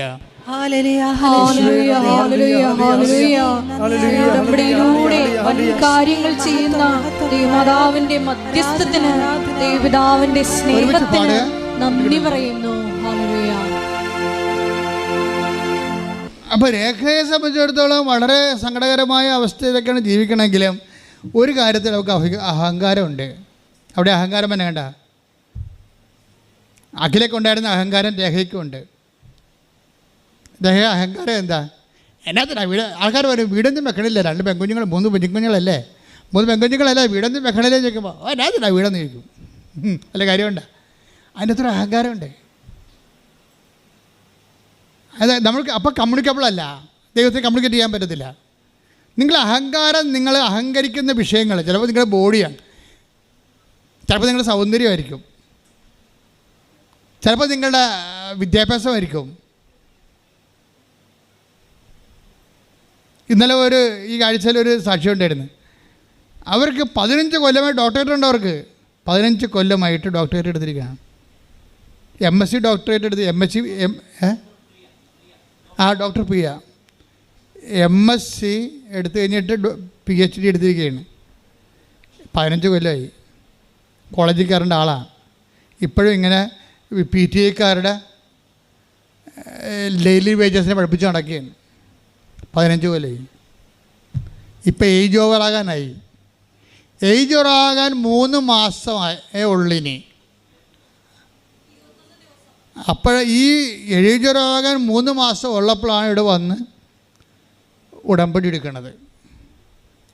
അപ്പോൾ ഉടമ്പടി എന്ന് പറഞ്ഞാൽ നിസ്സാര കാര്യം എന്നൊക്കെ മനസ്സിലായില്ലേ? 15 കൊല്ലമാണ് വേസ്റ്റ് ചെയ്തിരിക്കുന്നത്. അവൾ 15 കൊല്ലത്തിന് മുമ്പ് 10 കൊല്ലം മുമ്പെങ്കിലും ഉടമ്പടി എടുത്തിരുന്നെങ്കിൽ എന്ന് ഞാൻ ഓർത്തുപോയി. കാര്യം ഉടമ്പടി സമയത്തിൻ്റെ പ്രാർത്ഥനയാണ്. ഉടമ്പടി എടുത്തു കഴിഞ്ഞപ്പോൾ ഇപ്പോൾ MSc PhD ആയിട്ടുള്ള ആൾക്കാർ 15 കൊല്ലത്തെ എക്സ്പീരിയൻസ് ആണ് സ്കൂളിലെ. പക്ഷേ കോൾഫോർ ചെയ്യുന്നില്ല, സർക്കാരും കോൾഫോർ ചെയ്യുന്നില്ല. റാങ്ക് ലിസ്റ്റിൽ പരീക്ഷയ്ക്ക് എഴുതുന്നുണ്ട്, റാങ്ക് ലിസ്റ്റിൽ കയറണില്ല. ആകപ്പാടെ ഒരു പകപ്പാണ്. എൻ്റെ ജീവിതം ഇങ്ങനെ ജോലി കിട്ടാതെ ഇങ്ങനെ നരകിച്ച് മരിച്ചു പോകുകയെന്ന് ചിന്തിച്ച് തീർത്ത് കയ്യിൽ നിന്ന് വിട്ടുപോയി.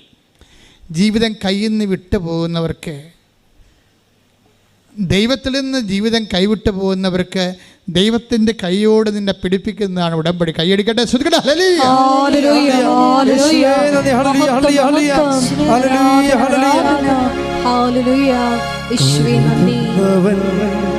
ഞാനല്ലയോ കരയുന്നതെന്തിനു നീ കരുതുന്നവൻ, ഞാനല്ലയോ കരയുന്നതെന്തിനു നീ കണ്ണുനീരിൻ്റെ താഴ്വരയിൽ കൈവിടുകയില്ല ഞാൻ നിന്നെ. ഇപ്പം 3 പേരുടെ ലൈഫും ആ ലൈഫിൽ കമ്മ്യൂണിക്കേഷൻ ബ്ലോക്ക് ചെയ്തിരിക്കുന്ന അവസ്ഥകളും അവരുടെ മെൻ്റൽ സ്റ്റേച്ചറും സ്റ്റാറ്റസും ഒക്കെ നിങ്ങൾ കണ്ടില്ലേ? ഇതൊക്കെ എന്തിനാണെന്ന് വെച്ചാൽ നിങ്ങളെ കറക്റ്റ് ചെയ്യാൻ വേണ്ടിയാണ്. കാര്യം ഉടമ്പടി ഒരു പെർഫെക്റ്റ് ഫോർമുലയാണ്. തന്നെയല്ല, ഒരു 3000 സിസ്റ്റം കൊല്ലമായിട്ട് പ്രാക്ടീസ് ചെയ്ത് മനുഷ്യരാശി പരീക്ഷിച്ച് അതിൻ്റെ ഏറ്റവും സൊഫിസ്റ്റിക്കേറ്റഡ് ഫോമാണ് മരിയൻ ഉടമ്പടി എന്ന് പറയുന്നത്. വാഗ്ദാനപ്പെടാവ് എന്നുള്ള കോൺസെപ്റ്റ് തലമുറകളിലൂടെ ദൈവം പരീക്ഷിച്ച് അവസാനം 2016 അതിൻ്റെ ഏറ്റവും സൊഫിസ്റ്റിക്കേറ്റഡ് ആയിട്ടുള്ള ഏറ്റവും അപ്ഡേറ്റഡായിട്ടുള്ള ഫോമാണ് ഇപ്പോൾ വന്നിരിക്കുന്നത് മരിയൻ ഉടമ്പടി എന്ന് പറയുന്നത്. അപ്പോൾ ഇത് ഭയങ്കര ഷാർപ്പ് ഷൂട്ടാണ് അത്രക്ക്. പക്ഷേ ഇത് ഇൻഡാക്ട് ചെയ്യുമ്പോൾ ഇത് ആക്ടിവേറ്റ് ചെയ്യുന്ന ഒരു സ്കിൽഫുൾനെസ് ഉണ്ടാകണം. അതുകൊണ്ടാണ് എപ്പോഴും ഉടമ്പടി ധ്യാനം കേൾക്കണം എന്ന് പറയുന്നത്. ഉടമ്പടി ധ്യാനത്തിൽ അതിൻ്റെ അപ്ഡേഷൻ കിട്ടണത്. അപ്ഡേഷൻ കിട്ടുമ്പോൾ നിങ്ങൾക്ക് ആ ഉടമ്പടി ധ്യാനം ശ്രദ്ധിച്ച് അതിൻ്റെ മെക്കാനിസം പഠിക്കണം. അല്ലാതെ കരിസ്മാറ്റിക് ധ്യാനം കേൾക്കണ പോലെ ഉടമ്പടി ധ്യാനം കേൾക്കരുത്. ഉടമ്പടി ധ്യാനം എന്ന് പറയുമ്പോൾ അതിൻ്റെ ഒരു ഡൂയിങ് തിയോളജിയാണ്, അല്ലാതെ ഒരു ക്ലാസ് റൂം തിയോളജി അല്ലത്. അത് നമ്മൾ ഒരു ചെയ്വനയിലാണ് അത് എങ്ങനെ അത് ഈ നമ്മൾ അതായത് ഈ വിഷയം നമുക്കറിയാം. ഉടമ്പടി തന്നെ പറയുന്ന കമാൻഡ് എന്താണ്? ഈശോ കവനൻ്റെ ഫോർമുലയിൽ പറയണത് do this in memory of me. അതാണ് കുർബാന, കവനൻ്റാണ്, അത് ചെയ്യണേ. പക്ഷെ ഭയങ്കര കോസ്റ്റ്ലിയാണ്. പണ്ടൊക്കെ കോസ്റ്റ്ലി ഒരു പള്ളിക്ക് 100 കോടി ഒരു കോടി രൂപയെങ്കിലും വേണം. ചെറിയൊരു ചാപ്പൽ ചെയ്യാൻ 1 കോടി രൂപ വേണം. ഒരച്ഛനെ പഠിപ്പിക്കണമെങ്കിൽ 10-25 ലക്ഷം രൂപ വേണം. കപ്പേന് ശമ്പളം കൊടുത്ത്, വലിയ ശമ്പളം ഇല്ല പാവപ്പെട്ടവന്, എല്ലാ കപ്പേന്മാർക്കും ചെറിയൊരു ശമ്പളം സ്റ്റൈഫൻ്റാണ് കിട്ടണത്. ഇത് എനിവേ ഈ സംവിധാനമൊക്കെ ഒരുക്കണമെങ്കിൽ 1.5 കോടി രൂപ വേണം. ഒരച്ഛനെ പഠിപ്പിക്കണമെങ്കിൽ 13 കൊല്ലം വേണം. എന്നാൽ മാത്രമേ ഈ മെമ്മറി ഒന്ന് ചെയ്യാൻ പറ്റത്തുള്ളൂ. ഈ മെമ്മറി ചെയ്യാൻ ആളില്ലാത്ത അവസ്ഥയാണ് ഇപ്പോൾ യൂറോപ്യൻ സഭയിലുള്ളത്. യൂറോപ്യൻ സഭ മെമ്മറി ചെയ്യാൻ ആളില്ലാത്തൊരു കാലം ചിലപ്പോൾ ഇനി വരാം, ഇവിടെയും വരാം. അപ്പോഴും ആരെങ്കിലും ഇല്ലാതിരിക്കത്തില്ല. ആദിമസഭയിൽ അപ്പോസ്തലന്മാർ 12 പേരെ ഉണ്ടായിരുന്നുള്ളൂ. 12 സ്ഥലത്ത് പോകുമ്പോഴും കുർബാന ചിലപ്പോൾ 6 മാസം കൂടുമ്പോഴേ ഉണ്ടാകത്തുള്ളൂ. പക്ഷെ ജനങ്ങൾ വിശ്വാസത്തിൽ ജീവിച്ചിരുന്നു. അതുകൊണ്ടാണ് പൗലോസ് പറയണത്, ആത്മാവിൻ്റെ ശരീരത്തിൻ്റെ ഫലങ്ങൾ എല്ലാവർക്കും അറിയാവുന്ന, ഇല്ലേ, എല്ലാവർക്കും അറിയാവുന്ന പറയണത്. അപ്പോൾ പാപത്തെക്കുറിച്ച് എല്ലാവർക്കും നല്ല കോൺഷ്യസ് ഉണ്ടെന്നാണ്. ആദിമസഭയിൽ ഈ 10,000 അച്ഛന്മാരെ വെച്ച് 10,000 പള്ളി വെച്ച് നടന്നിട്ടും പാപത്തിൻ്റെ കുറിച്ച് കോൺഷ്യസ് ഇല്ലല്ല. അതിലെ കുഴപ്പം. Take the word of God. Galatia 5:19. Galatia 5:19. ജഡത്തിന്റെ വ്യാപാരങ്ങൾ എല്ലാവർക്കും അറിയാം. ഒന്ന് പറഞ്ഞേ, ജഡത്തിന്റെ വ്യാപാരങ്ങൾ എല്ലാവർക്കും അറിയാം. അപ്പം അത് ലൈറ്റ്, കോമൺ ലൈറ്റിക്ക് ജഡത്തിന്റെ വ്യാപാരങ്ങൾ അറിയാമെന്നാണ് ഈ പറയണത്. കളിയാണ്. സാധാരണ മനുഷ്യർക്ക് പോലും ജഡത്തിന്റെ വ്യാപാരങ്ങൾ അറിയാം. എന്തൊക്കെയാണത്? അവ വ്യഭിചാരം, അശുദ്ധി, ദുർവൃത്തി, വിഗ്രഹാരാധന, ആഭിചാരം, ശത്രുത, കലഹം, അസൂയ, കോപം, മാത്സര്യം, ഭിന്നത, വിഭാഗീയ ചിന്ത, വിദ്വേഷം, മദ്യപാനം, മധുരോത്സവം, ഇവയും ഈ ദൃശ്യമായ മറ്റു പ്രവൃത്തികളുമാണ്. ഒരു കവനിലേക്ക് വരുമ്പോൾ ഒരു വിശുദ്ധി, നമ്മളെ വിശുദ്ധിയിലേക്കാണ് വിളിക്കണത്. അപ്പോൾ അതുകൊണ്ട് തന്നെ ഇതാണ് ഇതിൻ്റെ ഒരു നിലപാട് തറയെന്ന് പറയണത്. ഇതിനകത്ത് ഒരു സംഭവം മാത്രം ഞാൻ പറഞ്ഞു. ജഡത്തിൻ്റെ വ്യാപാരത്തിൽ ഒരു സാധനം, ആ മാത്സര്യം പറഞ്ഞില്ലേ, കോപം, മാത്സര്യം എന്ന് പറയുമ്പോഴേ താരതമ്യ പഠനത്തിൽ നിന്നാണ് മാത്സര്യം വരണം. മത്സരം എന്ന് പറയുന്നത് എന്താണ്? താരതമ്യം. അതാണ്. ഞാൻ അത്ര മോശമല്ല. അപ്പോൾ കൂട്ടുകാരുമായിട്ടൊക്കെ മത്സരം ഉണ്ടെന്നുണ്ടെങ്കിൽ ഉടമ്പടി ബ്രേക്ക് ആകാൻ സാധ്യതയുണ്ട്. ഇവിടെ സാക്ഷിയൊക്കെ പറയുമ്പോൾ ഞാനത്ര ഹാപ്പിയൊന്നുമില്ല സാക്ഷ്യത്തിൽ. എന്താ കാര്യം? ഈ പണ്ടാരം സാക്ഷ്യമെല്ലാം പറഞ്ഞിട്ട് പോകണമെങ്കിൽ ഇതിൻ്റെ മനസ്സിലെന്തായിരിക്കണം നമുക്കറിയാമോ? ഇവിടുന്ന് പറഞ്ഞ് പോയി ഇംഗ്ലണ്ടിലോ അമേരിക്കയിലോ പോയി കഴിയുമ്പോൾ 2 ആഴ്ച കഴിയുമ്പോൾ അവിടെ പള്ളിയില്ല, പട്ടക്കാരനുമില്ല, പിന്നെ കൂട്ടുകാരുമായിട്ട് പിന്നെ അവരുടെ റിലേ പോയി നടക്കുന്ന ആൾക്കാർ നമുക്ക് കണ്ടിട്ടുണ്ട്. നിങ്ങൾ ഭാവിയിൽ നിങ്ങളുടെ ഉടമ്പടിയിലാണ് നിങ്ങൾ ജീവിക്കണമെന്ന് ദൈവത്തിന് തോന്നണം. ആദ്യം നിങ്ങൾ ചെയ്യേണ്ട പരിപാടി, കർത്താവ് 90 ദിവസം കൊണ്ട് ഞാൻ അവസാനിപ്പിക്കണില്ല, ഇത് ഉടമ്പടിയാണ്, അല്ലാതെ എന്തെങ്കിലും കൊണ്ടൊന്ന് വോട്ട് ചെയ്തിട്ടും പോണ പരിപാടിയല്ല. ചിലർ വോട്ട് ചെയ്യണ പോലെ ഉടമ്പടി ചെയ്യണത്. ഇവിടെ കൊണ്ടുവന്ന് ഇട്ടും പോകും, എന്നിട്ട് തോന്നുന്ന പോലെ ജീവിക്കും. അഖിലയുടെ പ്രശ്നം എന്താ? അഖില എന്തുകൊണ്ടാണ് ഉടമ്പടി എടുത്ത് പിന്നെയും തോറ്റത്? ഉടമ്പടി എടുത്തിട്ടും പിന്നെയും തോറ്റ് ബീറ്റുവിനെ, പിന്നെയും ഉടമ്പടി പുതുക്കി പിന്നെയും തോറ്റ് ബീറ്റുവിനെ. എന്താ തോറ്റത്? അവളുടെ ഈ ഉടമ്പടി എടുത്ത കൂട്ടുകാരത്തി മാതാവിനെ കെട്ടിപ്പിടിച്ച് കരയണത് കണ്ടപ്പോൾ അവൾ രക്ഷപ്പെട്ടത് കൃപാസനം മാതാവിന് ആയതുകൊണ്ട്, എന്നാൽ ഞാനും കൂടി പോയി വോട്ട് ചെയ്തേക്കാമെന്ന് പറഞ്ഞിട്ട് പാവപ്പെട്ടവൾ വോട്ട് ചെയ്യാൻ വന്നതാണ്. ഉടമ്പടിക്കാൻ വന്നതല്ല, മാതാവിന് വോട്ട് ചെയ്യാൻ വന്നതാണ്. എന്നിട്ട് എന്ത് ചെയ്യും? ആ പത്രം എന്ത് ചെയ്ത്? പത്രം അവിടെ തന്നെ വെച്ച്. ഇന്നലെ ഞാനൊരുത്തിനെ ഇറക്കി വിട്ട്. കാര്യം അവിടെ എന്തോ കരഞ്ഞോ കൂവിയോ ഒരു ഭർത്താവും ഭാര്യയും കൂടി ഇവിടെ വന്നിട്ട് അവളിങ്ങനെ ഏന്തി നിൽക്കുകയാണ് എന്നോട് സംസാരിക്കാൻ വേണ്ടി. അപ്പോൾ ഇവൾ വന്നപ്പോൾ തന്നെ എനിക്ക് മനസ്സിലായി എന്തൊരു പിഴയാണല്ലോ പരിപാടിയെന്ന്.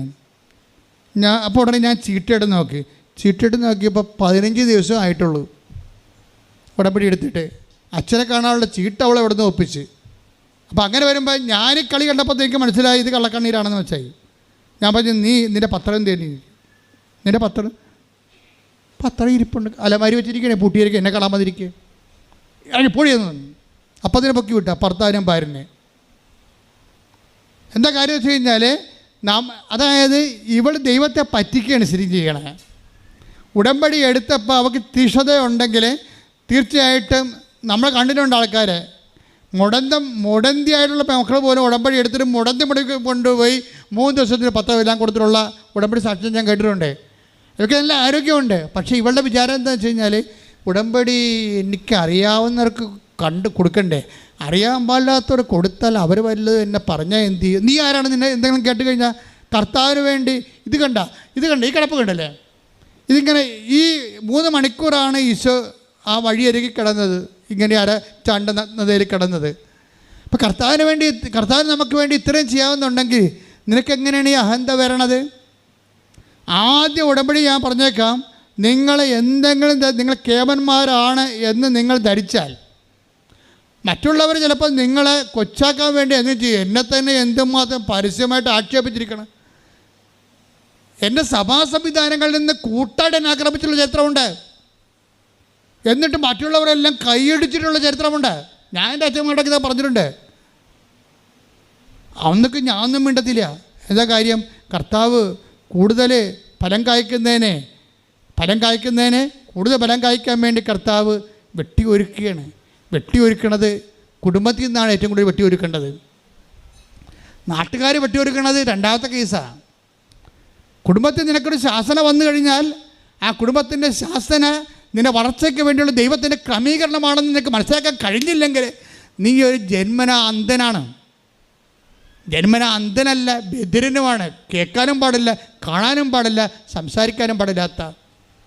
അപ്പം അതുകൊണ്ട് തന്നെ എനിക്ക് വന്ന പോലെ തന്നെ ഈ വിഷയം നിങ്ങൾക്ക് ഓരോരുത്തർക്കും വരാൻ സാധ്യതയുണ്ട്. അങ്ങനെ ഉണ്ടാകുമ്പോഴേ മാതാവിനെപ്പോലെ മിണ്ടാണ്ടിരിക്കുക. എന്താ കാര്യം? മിണ്ടായിരിക്കണത് എന്തുകൊണ്ടാണ്? ഹൃദയത്തെ സംഗ്രഹിക്കുക. ഹൃദയത്തിലിരിക്കുന്ന ആരാണ്? ദൈവമാണ്. ദൈവത്തിലേക്ക് കൈമാറി കൊടുക്കുക. കുറച്ച് കഴിയുമ്പോൾ എല്ലാം ശരിയാകും. ഞാൻ എന്നെ അങ്ങനെ ഒരു സാഹചര്യത്തിൽ സഭയിൽ നിന്ന് ആക്ഷേപിച്ചപ്പോൾ എൻ്റെ അരികിലിരുന്ന ഒരു സീനിയർ പീസറിന് പറഞ്ഞു, you stand up and defend your self, ബാക്കി ഞാൻ പറയാമെന്ന് പറഞ്ഞു. അപ്പം ഞാൻ അച്ഛനോട് പറഞ്ഞ് നോ മോളിൽ നിന്ന് സംസാരിക്കണമെന്ന് പറഞ്ഞു. എന്താണ്? എനിക്ക് പട്ടം തന്ന ആൾ വേറെ ഉണ്ടല്ലോ, അയാളെപ്പോഴും ജീവിച്ചിട്ടുണ്ടല്ലോ, എനിക്ക് മരണമില്ലല്ലോ, അയാളെല്ലാം സംസാരിക്കേണ്ടതെന്ന് ഞാൻ ചോദിച്ചു. ഞാൻ മിണ്ടിയില്ല. ഞാൻ പുറത്തോട്ട് ഇറങ്ങിപ്പോന്നപ്പോൾ അച്ഛന്മാരെ പറഞ്ഞ് ഇപ്പം കിട്ടിയില്ലേ കള്ളത്തരമാണെന്ന് മനസ്സിലായില്ലേ എന്നൊക്കെ ചോദിച്ചു. ഇപ്പോഴല്ല, 2008 മുമ്പെന്ന് ഓർക്കണം. ഞാനന്ന് കൊച്ചച്ഛനാണെന്ന് ഓർക്കണം. ശുശ്രൂഷയൊക്കെ തുടങ്ങി വന്ന കാലത്ത് കിട്ടിയ വെട്ടാണ് അത് ശരിക്കും പറഞ്ഞാൽ. പക്ഷെ കർത്താവ് കരുതിക്കൊണ്ട് വെട്ടിയതാണ്. എന്നെ ഒതുക്കി കളഞ്ഞെന്ന് പറയാം ശരിക്കും. എന്നിട്ട് ഞാനത് മനസ്സിലാക്കി സൗമ്യതയോടെ, കർത്താവ് എന്നെ ആക്ട് ചെയ്യാൻ അനുവദിച്ചില്ല.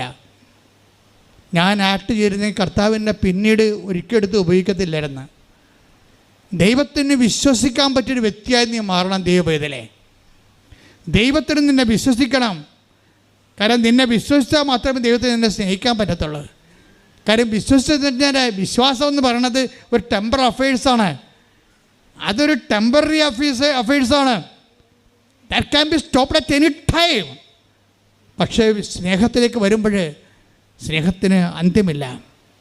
വിശ്വാസം നിന്നിൽ ദൈവം വിശ്വാസം ജനിപ്പിക്കാൻ വേണ്ടി, നിൻ്റെ വിശ്വാസത്തിൽ നിൽക്കാൻ വേണ്ടി ദൈവം നിന്നെ ഒരുക്കുമ്പോൾ ഓർക്കുക, ദൈവം നിന്നെ സ്നേഹിക്കാൻ തീരുമാനിച്ചു. ആ സ്നേഹം ദൈവം ടെമ്പററി അല്ല.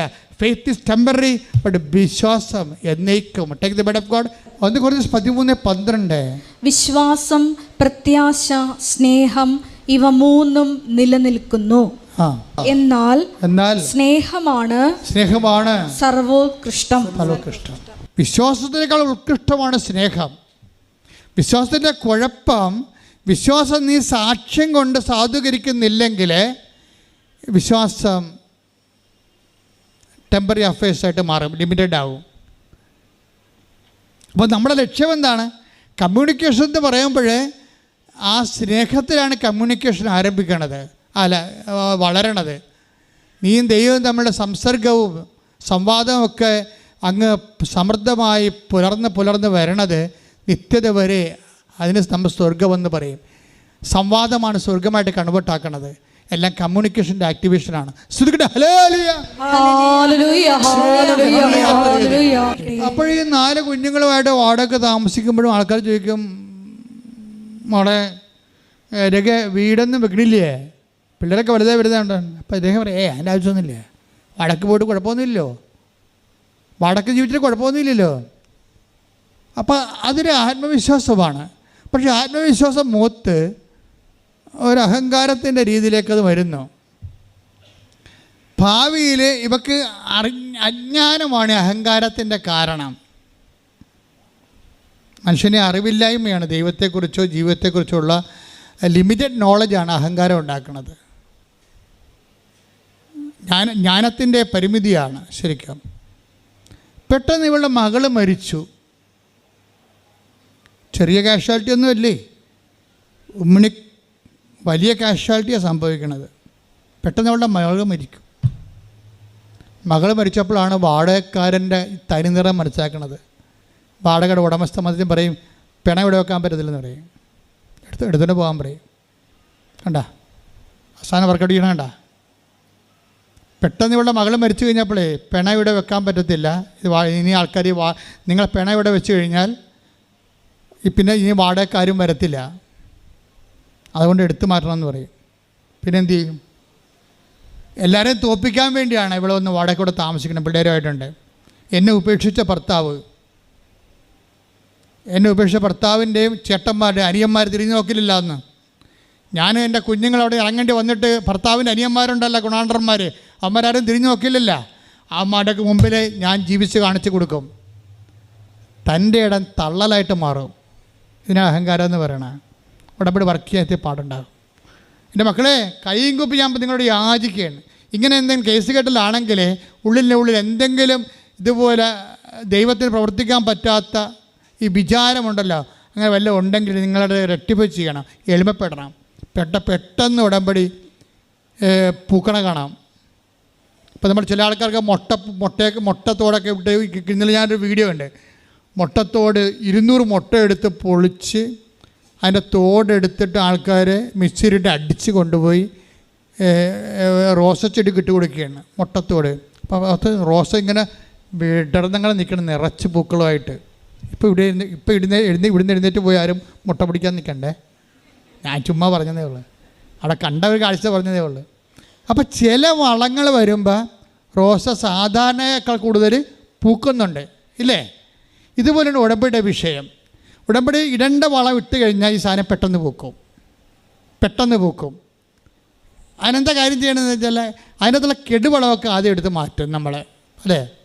പഴയ വളമൊക്കെ, ചെടി ഓൾറെഡി യൂസ് ചെയ്തിരിക്കുന്നതിൻ്റെ കുറച്ച് വേസ്റ്റ് കെടുവളമില്ലേ, അതൊക്കെ എടുത്ത് മാറ്റും. കെടുവളത്തിലൊന്നാണ് ഈ അഹങ്കാരം എന്ന് പറയണത്. അതങ്ങനെ കിടക്കയല്ലേ, അതിങ്ങനെ വർഷങ്ങൾ കിടക്കുകയല്ലേ. ഒരു കാര്യം തെണ്ടിത്തിരിഞ്ഞ് വളരെ വിഷമം പിടിച്ച സാഹചര്യത്തിൽ ജീവിച്ചിട്ട് ശമ്പളമുണ്ട് കയ്യിൽ, അതുകൊണ്ട് ആരും ഇങ്ങോട്ട് അഭ്യാസത്തിന് വരണ്ട, എനിക്കും മക്കൾക്കും ജീവിക്കാൻ അറിയാവുന്നതാണ്. പക്ഷെ പെട്ടെന്നാണ് ചില തകർച്ചകളൊക്കെ നമ്മൾ വരുത്തി തീർക്കണതാണ്. എനിക്ക് വേണ്ടത്, ഇത്രയും നാൾ ജനവുമായിട്ട് ജീവിച്ചില്ലേ, ഞാൻ ജനവുമായിട്ട് ജീവിക്കാത്ത ഒറ്റ ദിവസം പോലും ഉണ്ടായിട്ടില്ല. പല തകർച്ചകളും നമ്മൾ കത്തെഴുതി വരുത്തിക്കണതാണ്. ഫോൺ വിളിച്ചിട്ട് തകർച്ച ഫോൺ വിളിച്ചിട്ട് ആൾക്കാരെ വരുത്തും. പ്രശ്നം ഫോൺ വിളിച്ച് വരുത്തുന്ന പരിപാടിയുണ്ട് ചില ആൾക്കാർ. കാര്യം നിങ്ങളുടെ നിലപാടുകളാണ് അതിൻ്റെ പ്രധാനപ്പെട്ട കാരണം. ദൈവത്തെ മറന്ന് താനെന്തോ പ്രധാന കഥാപാത്രമാണ്, സ്ഥലത്തെ പ്രധാന ദിവ്യനാണ് എന്ന് പറഞ്ഞുകൊണ്ട്. അപ്പോൾ എപ്പോഴും നിങ്ങൾ പ്രാർത്ഥിക്കേണ്ടത്, കർത്താവേ എന്നെ എളിമയോടെ ജീവിക്കാൻ ഇടയാക്കണേ പ്രാർത്ഥിക്കണം.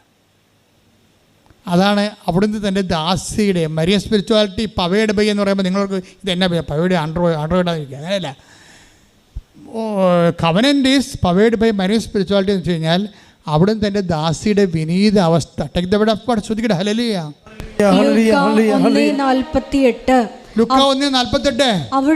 അവിടുന്ന് തന്റെ ദാസിയുടെ താഴ്മയെ കടാക്ഷിച്ചു. ആ ദൈവം നോക്കണത് നീ പാവപ്പെട്ടവളാണ്, വീടില്ലേ, ഭർത്താവില്ലേ, അതൊന്നുമല്ല ദൈവം നോക്കണത്. ദൈവത്തിന് കമ്മ്യൂണിക്കബിളാണെന്നാണ് നോക്കണത്. എനിക്ക് നിങ്ങളോട് ഇൻട്രാക്ട് ചെയ്യാൻ പറ്റുമോ, അതാണ് സംഭവം. ഞാൻ കഴിഞ്ഞ ദിവസം പറഞ്ഞില്ല വേറെ ദൈവമെന്ന്.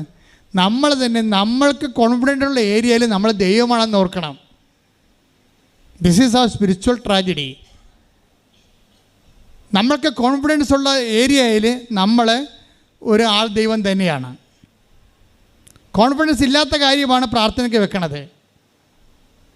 അത് നിങ്ങളുടെ ഉടമ്പടി നിയോഗം ക്രമീകരിക്കുമ്പോൾ അറിയാൻ പറ്റും. അതറിയണ്ട, അത് ഞാൻ ജയിച്ചോളൂ എന്ന് പറയും. ഞാനല്ല പരീക്ഷ എഴുതണത്. എൻ്റെ ചരിത്രം എന്താണ്? തോറ്റിട്ടില്ല, തോറ്റ ചരിത്രം കേട്ടിട്ടില്ല. അതാണ് സംഭവം. കൊടിയും പിടിച്ച് അടക്കുകയാണ് ആളെ ഒറ്റക്ക് യാതായം നടത്തി. അപ്പം നീ തോക്കാത്ത ജീവിതാനുഭവങ്ങളില്ലേ, അത് തന്നെയാണ് നിൻ്റെ കോൺഫിഡൻഷ്യൽ ഏരിയ. അവിടെ ഉടമ്പടി കമ്മ്യൂണിക്കബിൾ അല്ല. ഇവിടെ പ്രശ്നം എന്താ? ഇവിടെ പ്രശ്നം, ഞാൻ എൻ്റെ മക്കൾ വാടക വീട്ടിയതല്ലേ, താമസിച്ചാൽ മതി. അവസാനം എന്ത് ചെയ്ത്, അവസാനം ഈ ഡെഡ് ബോഡിയും മകളുടെ ഡെഡ് ബോഡിയും കൊണ്ട് വണ്ടിയിൽ അവളെ ഉപേക്ഷിച്ച് കളഞ്ഞപ്പോൾ തിരക്കാതിരുന്ന ഭർത്താവിൻ്റെ അനിയൻ്റെ വീട്ടിൽ പോയി പറയും, മകൾ മരിച്ച മടി കിടക്കുകയാണ്, ഇവളൊന്ന് ദഹിപ്പിക്കണ വരെ ഇവിടെ സൂക്ഷിക്കാൻ അനുവദിക്കണമെന്ന് പറഞ്ഞു. ഓക്കെ, കണ്ടില്ലേ, എളിമപ്പെടണം, കണ്ടില്ലേ? ഇപ്പം എന്താ ഈ ഹിസ്റ്ററി ഒന്ന് സ്കാൻ ചെയ്ത് നോക്കിക്കേ, ഈ ഹിസ്റ്ററി ഒന്ന് സ്കാൻ ചെയ്ത് നോക്കിക്കേ.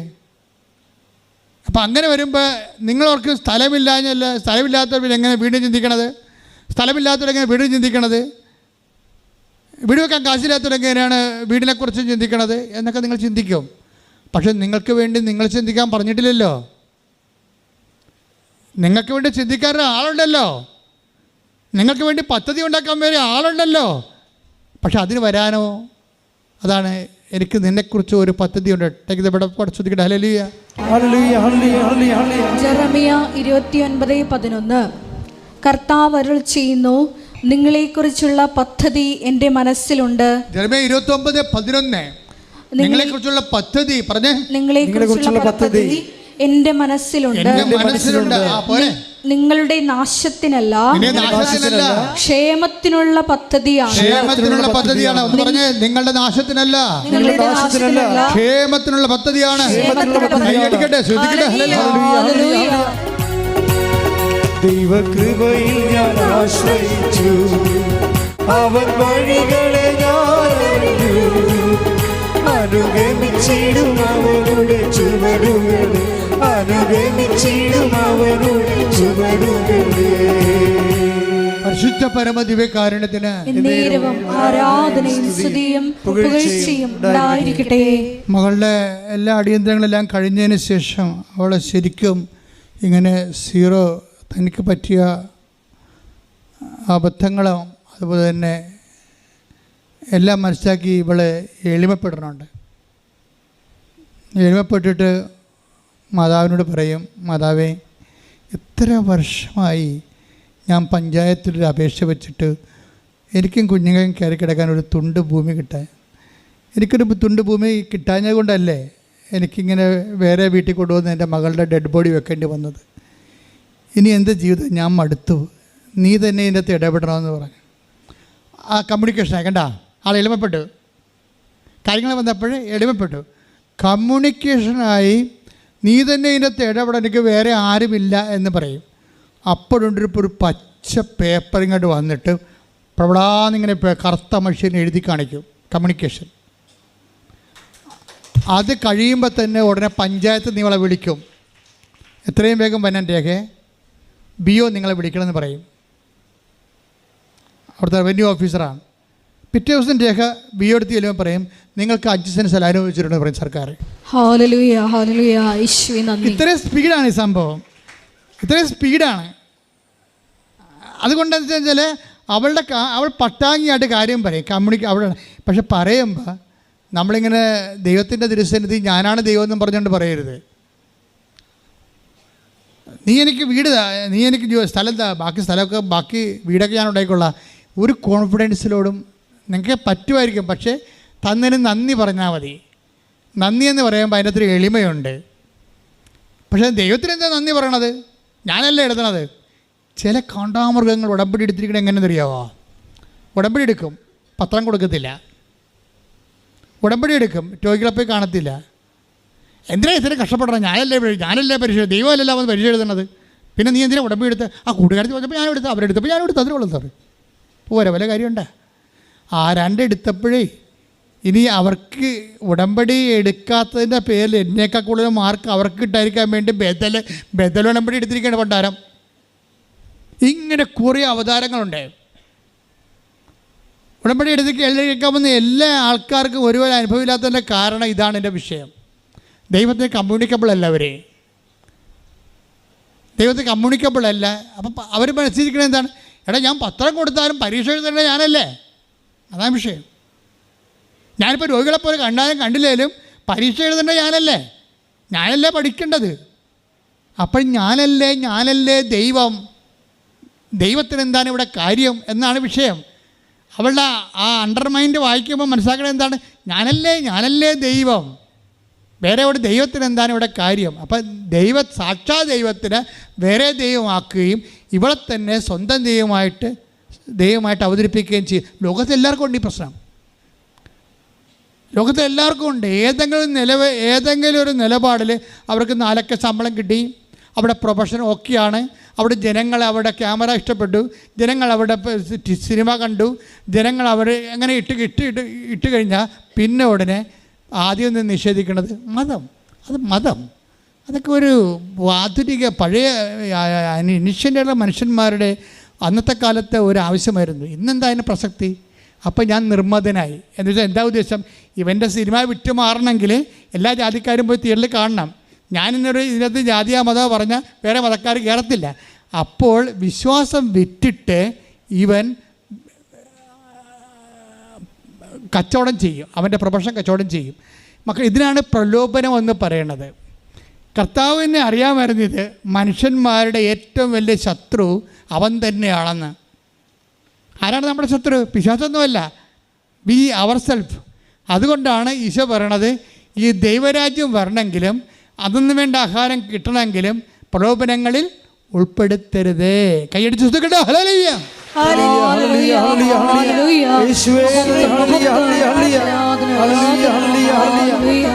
എപ്പോഴും നമ്മളിപ്പോൾ ദൈവത്തിൻ്റെ തന്നെ പ്രാർത്ഥിക്കുമ്പോൾ കർത്താവിനോട് പട്ടാങ്ങി പറയേണ്ട ഒരു സംഭവമുണ്ട്. കർത്താവേ, ഒരു പ്രലോഭനത്തിൻ്റെ സിറ്റുവേഷനിലേക്ക് എന്നെ കൊണ്ടുപോകരുത്. കാരണം പ്രലോഭനങ്ങളുടെ സിറ്റുവേഷനിലേക്ക് വരുമ്പോൾ ദൈവം നിന്നെ കശാപ്പ് ശാലയിലേക്ക് വിടാനുള്ള സാധ്യതയുണ്ട്. നിൻ്റെ കയ്യിരിപ്പ് മോശമാണെങ്കിൽ നീ അറിയാതെ കശാപ്പ് ശാലയിലേക്ക് പോകും. എന്താ കാര്യം? നീ തന്നെ അഹങ്കാരിയായിട്ട് ദൈവത്തിന് അംഗീകരിക്കേണ്ടത് പോരായ്മയെ കരുതിയാൽ. ഇപ്പം എല്ലാം പുതിയ സാധനങ്ങളൊക്കെ വരുമ്പോൾ പുതിയ സാധനങ്ങളെല്ലാം പ്രലോഭനമാണ്. കൾച്ചറൽ ടെംപ്റ്റേഷൻ, ഒരു സാംസ്കാരിക പ്രലോഭനമുണ്ട്, സാമ്പത്തിക പ്രലോഭനമുണ്ട്. സാമ്പത്തിക പ്രലോഭനം എന്ന് പറയുന്നത് നിൻ്റെ ബിസിനസ് വിജയിക്കണമെന്നുണ്ടെങ്കിൽ മറ്റുള്ളവരെങ്ങനെ വിജയിച്ചതെന്ന് നോക്കുന്നേ, മറ്റുള്ളവരുമായിട്ട് മത്സരം വരും. അപ്പോൾ അവർ പറയാം കുട്ടിച്ചാത്തിനടുത്ത് പോയിട്ടാണ് ആ ബിസിനസ്. അവർ കുട്ടിച്ചാത്തിന് സേവ ചെയ്തിട്ടാണ്. എന്നാൽ പിന്നെ എന്നാ കാര്യം? ബിസിനസ് ചെയ്യാൻ കച്ചവടത്തിന് ലാഭത്തിന് വേണ്ടിയല്ലേ. അപ്പോൾ കർത്താവ് എല്ലാം ക്ഷമിച്ചോളൂ എന്ന് പറഞ്ഞിട്ട് ഇവനും കുട്ടിച്ചാത്തിനടുത്ത് പോകും. കാര്യം ഒന്നുറങ്ങിയ നേരം വിളിക്കത്തില്ല. പ്രലോഭനത്തിൽ ഉൾപ്പെടുത്തരുതേ. ശ്രുതികട ഹല്ലേലൂയ. കൃപയേകണമേ, അനുതാപം ഞങ്ങൾ നൽകേണമേ. ഇന്നത്തൊരു വിഷയം എന്ന് വെച്ചാൽ സമൂഹത്തെ സപ്ലിമെൻറ്റ് ചെയ്യണില്ല എന്നുണ്ടെങ്കിൽ, സമൂഹത്തെ സംസ്കരിക്കണില്ല, വിശുദ്ധീകരിക്കണില്ല എന്ന് നീ ഒരു വിശ്വാസിയാകുമ്പോൾ അത് തന്നെ നിൻ്റെ ഒരു പരാജയമാണ്. എന്താ കാര്യം? ഈ ജീവിതത്തെ നമ്മൾ അംഗീകരിക്കണില്ലെന്ന് എൻ്റെ അർത്ഥം. എന്താ കാര്യം? ഈ ജീവിതത്തെ ഞാൻ അംഗീകരിക്കണമെങ്കിൽ ഈ ജീവിതം ക്രിസ്തുവിനെ സ്വീകരിക്കണം. ക്രിസ്തുവിനെ സ്വീകരിക്കാത്തൊരു സമൂഹത്തിൽ ക്രിസ്തുവിനെ സ്വീകരിക്കാൻ വേണ്ടി നീ ഒരു നിലപാടെടുക്കുമ്പോൾ നിങ്ങളാണല്ലോ സാക്ഷികളെന്ന് പറയുമ്പോൾ വിശ്വാസത്തെ സാക്ഷ്യം കൊണ്ട് സ്ഥിരീകരിക്കണില്ലെങ്കിൽ ആ വിശ്വാസം നിർജീവമായ വിശ്വാസമാണ്. തോമസ് എന്നോ അല്ലെങ്കിൽ അലക്സ് എന്നോ അല്ലെങ്കിൽ ഏതെങ്കിലും തരത്തിൽ ജോസഫ് എന്നോ ഒക്കെ പേരിട്ട് കാര്യമില്ല. എന്നാ പേരിടാൻ പറ്റാത്തത്? വിശ്വാസം എന്താണെന്നറിയാതെ തരം കിട്ടുമ്പോൾ അവരുടെ അംഗീകാരത്തിനോ പണത്തിനോ ബിസിനസ്സിൻ്റെ വളർച്ചയ്ക്ക് വേണ്ടി ദൈവത്തെ തള്ളിപ്പറയുമ്പോൾ സമൂഹത്തിൽ ജ്വലിച്ചു നിൽക്കുന്ന ആൾക്കാർ ദൈവത്തെ തള്ളിപ്പറഞ്ഞാൽ അവൻ്റെ ജീവിതം ഇവിടെ വെച്ച് അവസാനിക്കുകയാണ്. കാര്യം മുന്നോട്ട് പോകുമ്പോൾ പല കാര്യങ്ങളോട് ഒത്തുതീർപ്പുകൾ ചെയ്യേണ്ടി വരുന്ന അപ്പോസ്തലന്മാർ, മിഷണറിമാർ ഒത്തുതീർക്കാത്ത സ്ഥലങ്ങളിലെല്ലാം പുതിയ കാലത്ത് നമുക്ക് ഒത്തുതീർക്കേണ്ടി വരുമ്പോൾ എന്താ പറ്റണമെന്നറിയാവോ? നിങ്ങളിൽ നിന്നെടുത്ത ദൈവരാജ്യം മറ്റുള്ളവർക്ക് നൽകപ്പെടുമെന്ന്. ദൈവരാജ്യം വിജാതിയിലേക്ക് സഞ്ചരിച്ചുകൊണ്ടിരിക്കുന്ന കാഴ്ച കൃപാസനത്തിൽ വരുമ്പോൾ നിങ്ങൾ കാണാൻ പറ്റും. That's what happening here. സ്തുതിക്കട്ടെ. ഹല്ലേലൂയ. ഹല്ലേലൂയ. ഹല്ലേലൂയ. യേശുവേ സ്തുതി. ഹല്ലേലൂയ. ഹല്ലേലൂയ. ഹല്ലേലൂയ. ഹല്ലേലൂയ. ഹല്ലേലൂയ. ഹല്ലേലൂയ. ഹല്ലേലൂയ. പരിശുദ്ധ പരമ ദിവ്യകാരുണ്യത്തിന് നേരവും ആരാധനയും സ്തുതിയും പുകഴ്ചയും ഉണ്ടായിരിക്കട്ടെ. ക്രിസ്തുവിനെ സൈഡ് ലൈൻ ചെയ്തുകൊണ്ട് ഒരു സമാധാനം ഇവിടെ ഉണ്ടാക്കാൻ സഭയെ ആരും ഏൽപ്പിച്ചിട്ടില്ല. ആരെങ്കിലും ഏൽപ്പിച്ചിട്ടുണ്ടെങ്കിൽ ആ ഏൽപ്പിച്ച ആളുടെ പേര് ക്രിസ്തു എന്നായിരിക്കത്തില്ല, ദൈവം എന്നായിരിക്കത്തില്ല. വേറെ ആർക്ക് വേണ്ടി നമ്മൾ വിടുപണി ചെയ്തിരിക്കാം. ഒന്നെങ്കിൽ കാലത്തിന് വേണ്ടിയായിരിക്കും, കാലത്തിൻ്റെ പ്രവണതയ്ക്ക് വേണ്ടിയായിരിക്കും, ഒപ്പത്തിനൊപ്പം നിൽക്കാൻ വേണ്ടി സാംസ്കാരിക സമുന്നതന്മാരായിട്ട് ബ്രാൻഡ് കിട്ടാൻ വേണ്ടിയായിരിക്കും. എനിവേ നമ്മൾ വിൽക്കുന്നത് സുവിശേഷത്തെയാണെന്ന് മനസ്സിലാക്കിയാൽ മതിയാവും.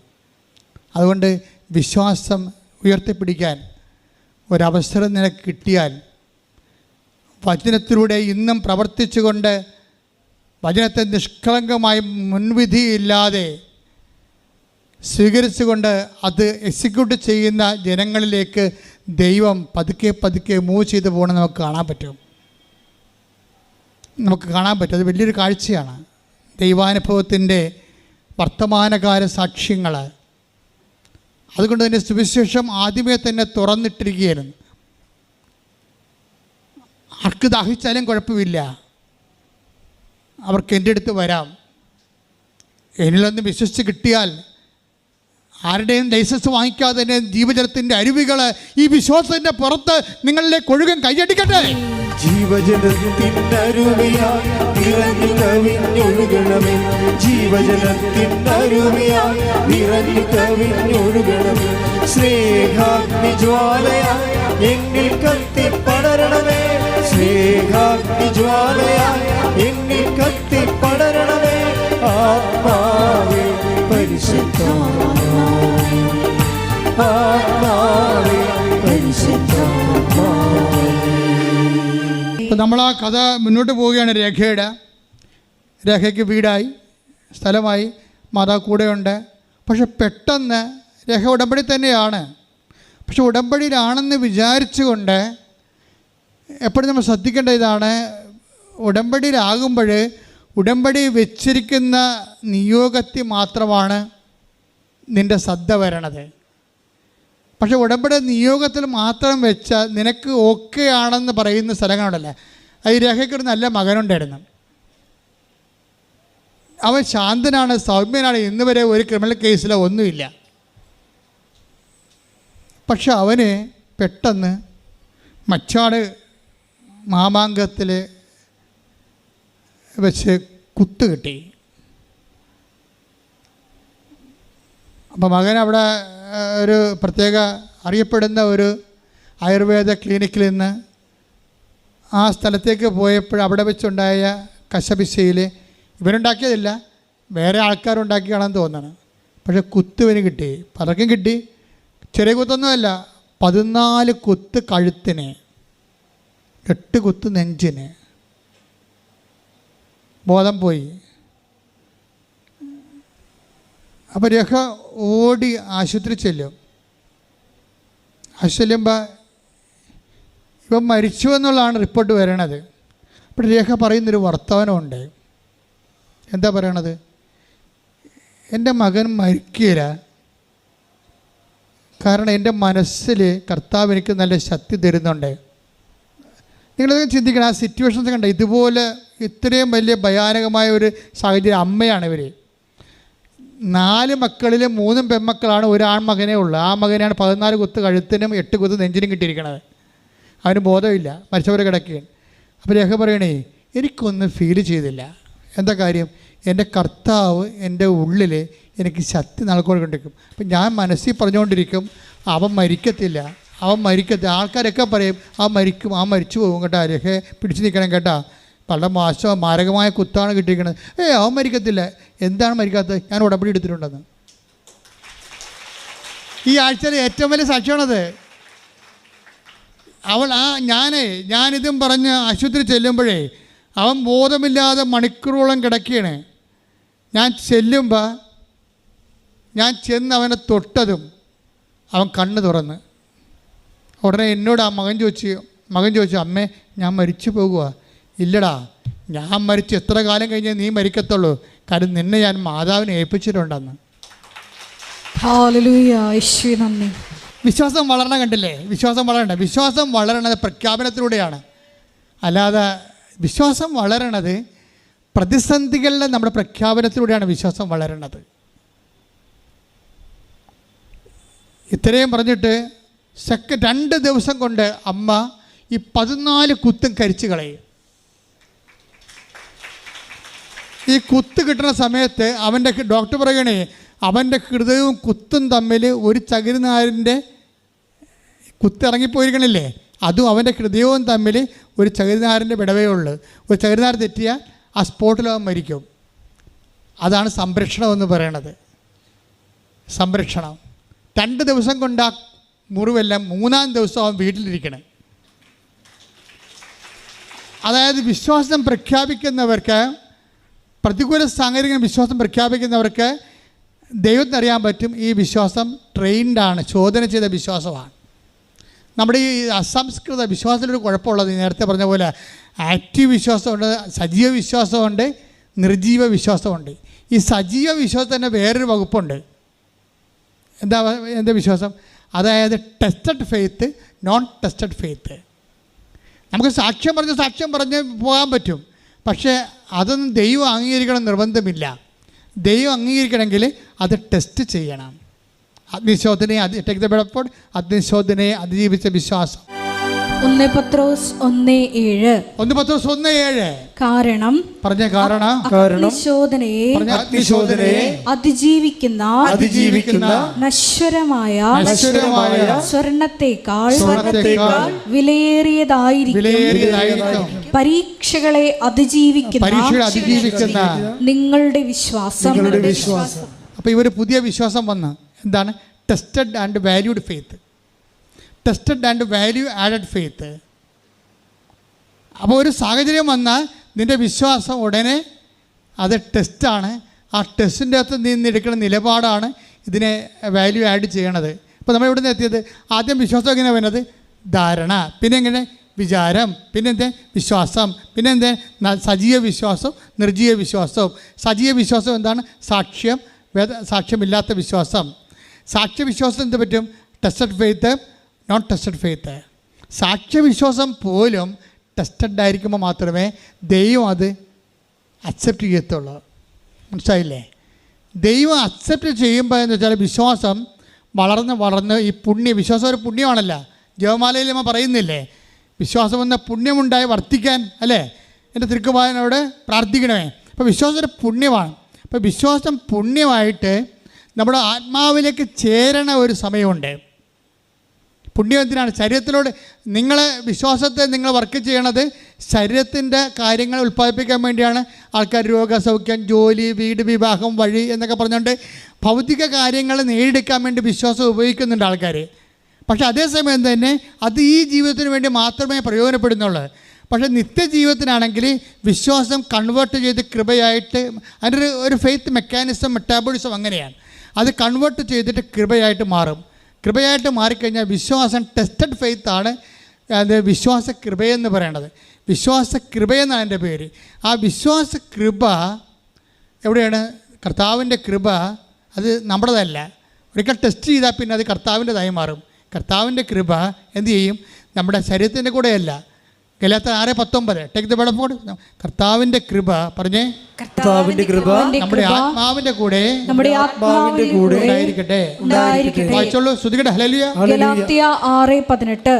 ഗലാത്യർ 6:18. നമ്മുടെ കർത്താവായ യേശുക്രിസ്തുവിന്റെ കൃപ പറഞ്ഞേ, നമ്മുടെ കർത്താവായ യേശുക്രിസ്തുവിന്റെ കൃപ നിങ്ങളുടെ ആത്മാവിനോട് കൂടെ ഉണ്ടായിരിക്കട്ടെ.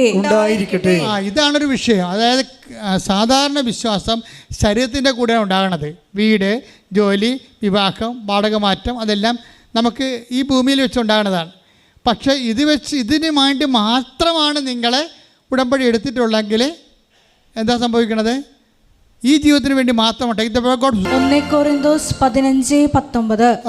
ഈ ജീവിതത്തിന് വേണ്ടി മാത്രം ക്രിസ്തുവിൽ പ്രത്യാശ വച്ചിട്ടുള്ളവരാണെങ്കിൽ നമ്മൾ എല്ലാ മനുഷ്യരെയും നിർഭാഗ്യരാണ്.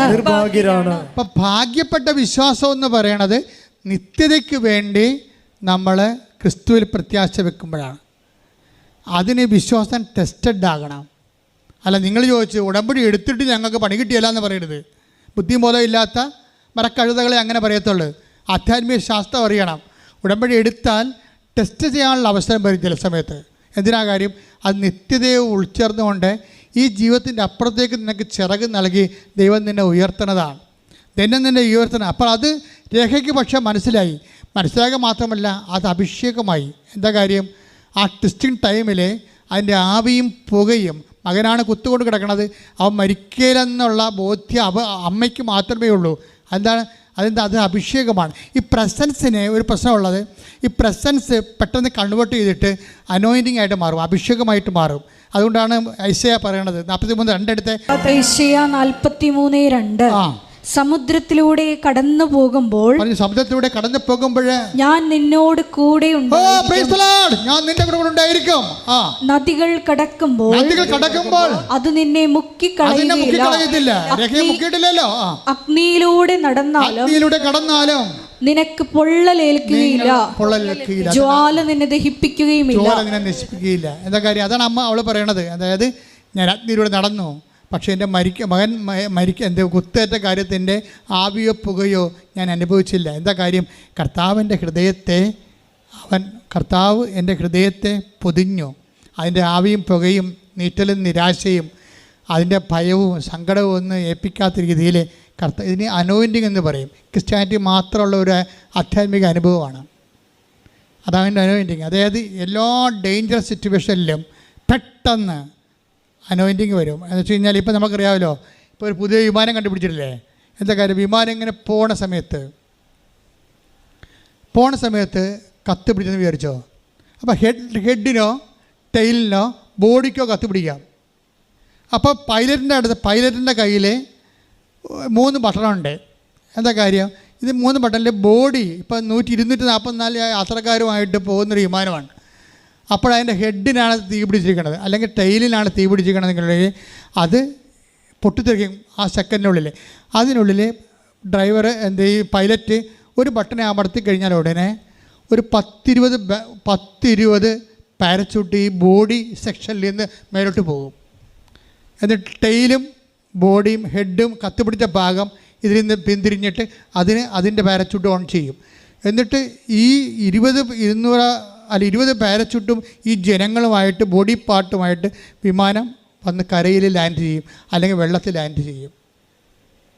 ആ പുതിയ ഇപ്പോൾ അത് കമ്പനിക്ക് കൊടുത്ത് അത് മാർക്കറ്റിലേക്ക് വരും ഉടനെ. അപ്പോൾ ഇതുപോലെ തന്നെയാണ് നമ്മൾക്ക് ഉടമ്പടിയിൽ ഇരിക്കുന്ന വ്യക്തിയെ സംബന്ധിച്ചിടത്തോളം നിന്നെ ഡാമേജ് ആക്കാതെയാണ് ഉടമ്പടി ചെയ്യത്തുള്ളൂ. ഉടമ്പടി നിനക്ക് പ്രത്യേക പ്രൊട്ടക്ഷൻ തന്നിട്ട് അതിൻ്റെ ആവിയും പുകയും നിന്നെ ഡിപ്രഷൻ ഉണ്ടാക്കാതിരിക്കാൻ വേണ്ടി അതിൻ്റെ ആവിയും പുകയും നിന്നെ അടുപ്പിക്കാതിരിക്കാൻ വേണ്ടി നിന്നെ സംരക്ഷിക്കാം. അതിനാണ് ഈ ഭയം എന്ന് പറയുന്ന വിഷയത്തെ ഉടമ്പടി ശരിക്കും കൈകാര്യം ചെയ്യുന്നുണ്ട്. പക്ഷെ നമുക്കത് അറിയണം. ഭയത്തിന് കൂടി പാക്കേജ് ഉടമ്പടിയിലുണ്ടെന്ന് നമുക്ക് മനസ്സിലാക്കണം. ശരിക്കും പറഞ്ഞാൽ ഈ രേഖയുടെ ദൈവാനുഭവങ്ങളെല്ലാം സമ്മറൈസ് ചെയ്തുകൊണ്ട് രേഖ അവസാനം പറയുന്നൊരു വചനമുണ്ട്. അത് ഐസയ 45:2 എല്ലാവരും പറയുന്ന വചനങ്ങളാകാം, കുറേ പേര് അത് പറയാറുണ്ട്.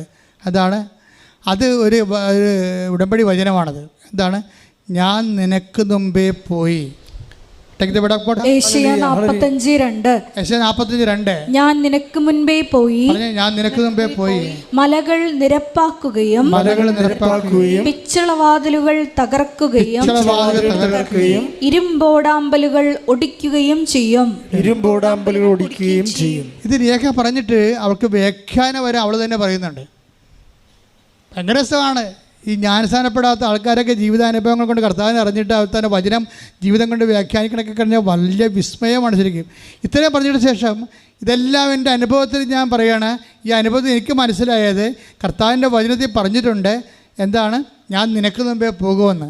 ഈ 9 കൊല്ലം ഞാൻ അപേക്ഷ വെച്ചിട്ട് എന്നെ അവിടെ അടുപ്പിക്കാതിരുന്ന ഒരു പഞ്ചായത്ത് ഓഫീസർ ഉണ്ടായിരുന്നു, സെക്രട്ടറി. ഞാൻ അമ്മയോട് പറഞ്ഞു, അമ്മേ ഇനി ഞാൻ ഈ വാടകയ്ക്ക് ഇനി എൻ്റെ മക്കളാരെങ്കിലും മരിക്കണമെങ്കിൽ അല്ലെങ്കിൽ ഞാൻ തന്നെ മരിച്ച ഈ ഡെഡ് ബോഡി എവിടെ കിടത്തും? അമ്മയ്ക്ക് ഈ വിഷയത്തിലൊരു തീരുമാനം എടുക്കാൻ പറ്റത്തില്ലേ, എന്നെ സഹായിക്കണേ എന്ന് പറഞ്ഞപ്പോൾ നേരെ കമ്മ്യൂണിക്കേറ്റ് ചെയ്തപ്പോഴേ അമ്മ ചെയ്ത പരിപാടി എന്താണെന്നറിയാവോ? അന്ന് വരെ അവിടെ ഉണ്ടായിരുന്ന ഇവൾക്ക് സ്ഥലം കൊടുക്കാതിരുന്ന പഞ്ചായത്ത് സെക്രട്ടറിയെ ആ സെക്കൻഡിൽ സ്ഥലം മാറ്റിക്കളഞ്ഞ് ഇതിൽ പുതിയ ആളെ വെച്ചിട്ടാണ്. അപ്പുറത്തെ പുതിയ ആളെ വെക്കണമല്ല, പുതിയ ആൾക്കാരങ്ങനെ വരാൻ പോവുകയും ചെയ്യും. ഇവരെ വിളിച്ച് പിറ്റേ ദിവസം എന്നിട്ട് വിയോടത്ത് ചെന്ന് കണ്ടിട്ട് നിങ്ങൾ സ്ഥലം വാങ്ങിക്കാൻ പറഞ്ഞു. എന്നിട്ട് എന്ത് രേഖ പറയണത് എന്താണെന്നറിയാമോ? ഇതാണ് മല, കർത്താവ് എടുത്ത് മാറ്റിയെന്ന്, ഞാൻ നിനക്ക് മുമ്പേ പോകുമെന്ന്. അത് ജനത്തിൻ്റെ അനുഭവങ്ങൾ കൊണ്ട് ദൈവവചനത്തെ സ്വന്തമായിട്ട് വ്യാഖ്യാനിക്കണില്ലേ? വ്യാഖ്യാനിക്കണ എന്താ അനുഭവങ്ങൾ? അത് എന്താ കാര്യം? ഇത് പാക്കേജിലുള്ളതാണ്. അതാണ് ഞാൻ നേരത്തെ നോക്കിയത്. ഞാൻ നിനക്ക് മുമ്പേ പോകും, പിച്ചളവാതിൽ ഒടിക്കും, ഇരുമ്പോഴമ്പലേക്ക് തകർക്കും. നിനക്കെതിരെ നിൽക്കുന്ന ശക്തികൾ എന്തായാലും അത് നിനക്ക് തകർക്കാൻ പറ്റുന്നില്ലെങ്കിൽ നീ യാത്ര തുടങ്ങുമ്പോൾ ഞാൻ നിനക്ക് മുമ്പേ പോകും. വാഗ്ദാന പേടകത്തിലുള്ള ഏറ്റവും വലിയൊരു വാഗ്ദാനമാണ് ഉടമ്പടിയിലുള്ള. സംഖ്യ 10:33. അവർ കർത്താവിൻ്റെ പർവ്വതത്തിൽ നിന്ന് പുറപ്പെട്ട് 3 ദിവസം യാത്ര ചെയ്തു.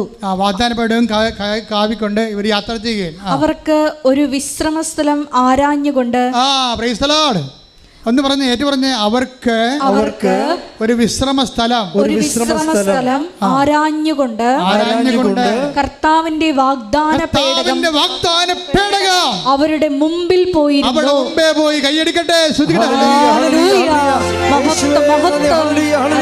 ആരാധന ഹല്ലേലൂയ.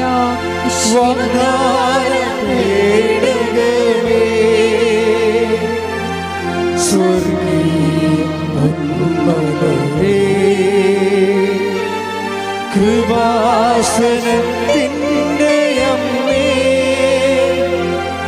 പ്രസാദപരമാതാവേ.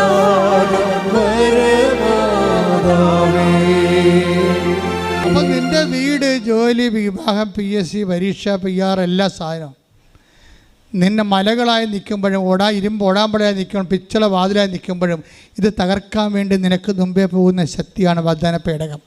ആ വാഗ്ദാന പേടകമായിട്ട് നിന്നെ കണക്ട് ചെയ്യണതാണ് ഉടമ്പടി. ആ ഉടമ്പടി നീ ദൈവത്തോട് ചെയ്യുന്നതിലൂടെയാണ് വാഗ്ദാന പേടകം നീയുമായിട്ട് കണക്ഷനിൽ വരണത്. പിന്നെ ദൈവം വാഗ്ദാന പേടകമായി ദൈവം വർക്ക് ചെയ്യണതെല്ലാം വാഗ്ദാന പേടകത്തിൻ്റെ ഒരു സിഗ്നിഫിക്കൻസിലാണ് വർക്ക് ചെയ്യണത്. അതുകൊണ്ട് കർത്താവ് വന്നപ്പോഴും കർത്താവ് വാഗ്ദാന പേടകമാണല്ലോ.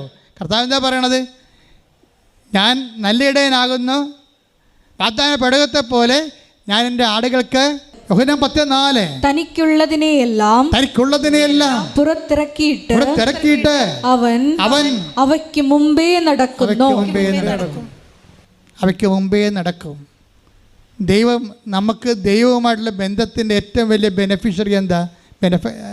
അതിൻ്റെ കാരണം എന്താണ്? നമുക്ക് ഏറ്റവും വലിയ ഗുണം എന്താണ്? നമുക്ക് മുമ്പേ പോകും. ഭാര്യയായാലും ഭർത്താവായാലും മക്കളായാലും കൂടെയല്ലേ വരത്തുള്ളൂ. പല സംഭവത്തിനും നമ്മുടെ കൂടെ വന്നിട്ട് വലിയ കഥയൊന്നുമില്ല. പല ചോര കാണുമ്പോൾ തല ചുറ്റി വീഴാൻ കൊള്ളാം. അതാ പ്രശ്നം. അതായത് നമുക്ക് മുമ്പേ ഒരാളുണ്ടാകണം. ഉടമ്പടി നിനക്ക് മുമ്പേ ഒരാളുണ്ടാകും. അതാണ് പറഞ്ഞത്, ഞാൻ എൻ്റെ ഈ ആടുകൾക്ക് മുമ്പേ നടക്കണം. എന്തിനു വേണ്ടിയാണ്? എന്തിനു വേണ്ടി മുമ്പേ നടക്കണത്?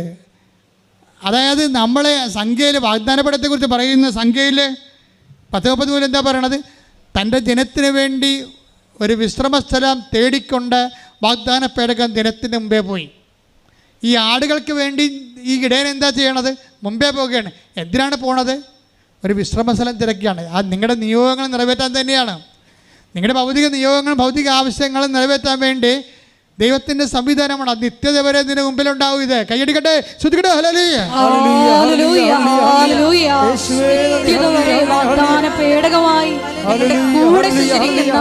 മാതൃസാന്നിധ്യത്തിന് സാമീപ്യത്തിന് നന്ദി പറയുന്നു.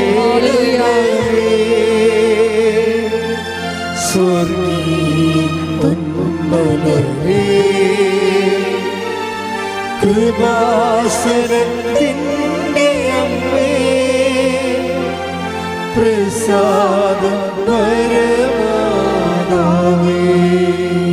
നിനക്കൊരു വിശ്രമ സ്ഥലം. എന്തെല്ലാം കാര്യങ്ങളാണ്. വീട് കഴിയുമ്പോൾ, വീട് വെച്ച് കഴിഞ്ഞ് അച്ഛൻ പിഞ്ചിരിച്ച് പോകുമ്പോൾ ഒരാശ്വാസമായി. ഇനി മഴ കൊള്ളാതെ കിടക്കാം അല്ലേ? വിശ്രമ സ്ഥലം അല്ലേ? ഒരു ജോലി കിട്ടിക്കഴിയുമ്പോൾ ഒരു വിശ്രമമായി മനസ്സിന്. ഇത്രയും നാൾ ജോലിക്ക് വേണ്ടി അരകിയിരുന്നു. അതല്ലേ ആ ദീപിട്ടിത്തെ പറയണത്. അവരുടെ എന്നാ ടീച്ചറേ പ്രിയ ടീച്ചർ ഡോക്ടറാണ്. അപ്പോൾ അവർക്ക് ഡോക്ടർ ആണെങ്കിൽ കോളേജിൽ പഠിപ്പിക്കാൻ അവർക്ക് ചാൻസ് ഇല്ല. 15 കൊല്ലം അലയുകയാണ്. 15 കൊല്ലം അലഞ്ഞ് ഉടമ്പടി എടുത്തപ്പോൾ കർത്താവ് മുമ്പേ പോയി. കർത്താവ് മുമ്പേ പോയിട്ട് എന്ത് ചെയ്ത്, ഈ കേരളത്തിൽ അവളുടെ സബ്ജക്റ്റ് പഠിപ്പിക്കാൻ അവർക്ക് ജോലിക്ക് ആവശ്യമുള്ളൊരു കോളേജിനെ കർത്താവ് റെഡാറിലേക്ക് കൊണ്ടൊന്ന് കാണിച്ചു കൊടുത്തു. മകളെ ഇവിടെ അപേക്ഷിക്കുക, നിൻ്റെ രൂപതയൊന്നും അല്ല, വേറെ രൂപതയാണ്. രൂപത ഏതാണ് തീരുമാനിക്കേണ്ടത്, ജോലി തരേണ്ടത് ഞാനാണെന്ന് പറയും. ദൈവം ആ വിഷയം ടേക്കപ്പ് ചെയ്ത് ദൈവം തീരുമാനിച്ചു കഴിഞ്ഞാൽ മാനുഷിക നിയമങ്ങൾക്കൊന്നും അതിൻ്റെ അപ്പുറത്തേക്ക് വർക്കൗട്ട് ചെയ്യണത്. ഇവളുടെ സബ്ജക്റ്റ് പഠിപ്പിക്കുന്ന വേറെ രൂപത്തിലുള്ള ഒരു ഒരു സ്കൂൾ കാണിച്ചു കൊടുക്കും.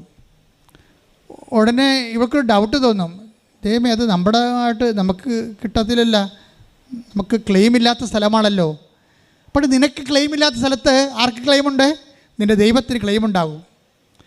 ഇവർ ആപ്ലിക്കേഷൻ കൊടുത്തപ്പോൾ എന്നാ പറ്റിയിരിക്കണത്, ഉടമ്പടി തീരാൻ 17 ദിവസമേ ഉള്ളൂ. 90-ാം പക്കത്തിൽ 17 ദിവസം കൊണ്ട് ഉടമ്പടി തീരും. 21 ദിവസം കൊണ്ട് ഇവളുടെ ഏജ് ഓവറാകും. 17 ദിവസം കൊണ്ട് ഉടമ്പടി തീരും, 21 ദിവസം കൊണ്ട് ഏജ് ഓവറാകും. കർത്താവ് എന്ത് ചെയ്ത്, ഏജ് ഓവറാകുന്നതിന് മുമ്പ്, ഉടമ്പടി തീരുന്ന മുമ്പ് ഇവൾക്ക് ആ സ്കൂളിൽ പെർമനന്റ് അപ്പോയിന്റ് കൊടുക്കും. ഇതാണ് നിനക്ക് മുമ്പേ സഞ്ചരിക്കുന്ന വാഗ്ദാന പേടകത്തിന് നിന്റെ ദൈവം കൈയടിക്കട്ടെ.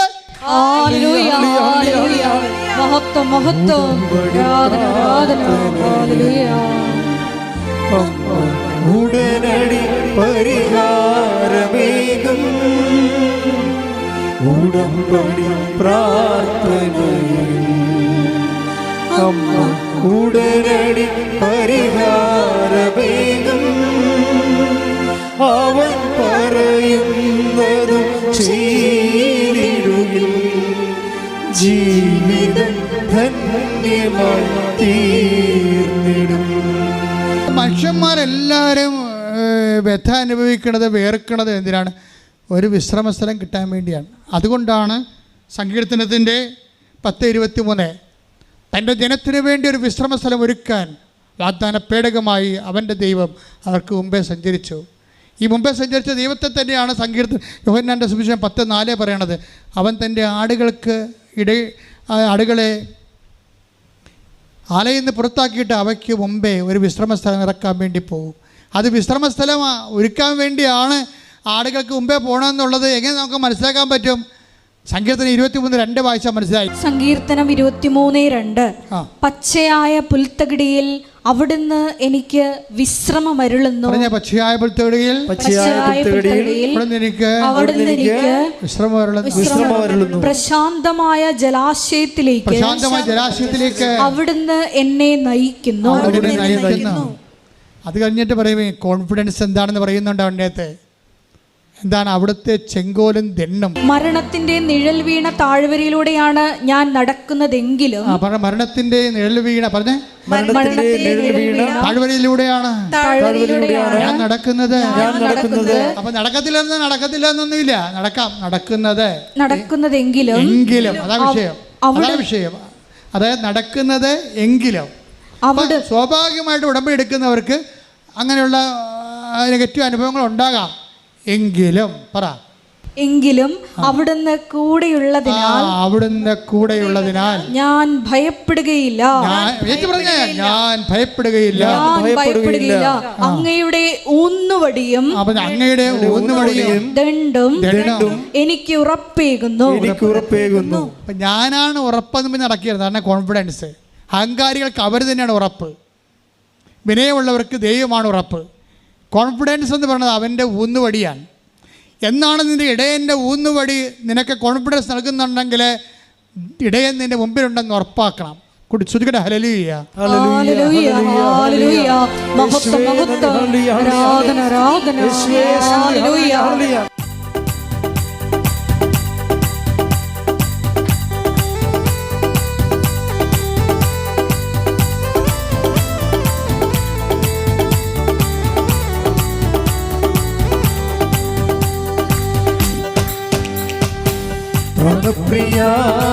പ്രാണപ്രിയ ചങ്കിലെ ചോര വീണ്ടെടുത്തവരെ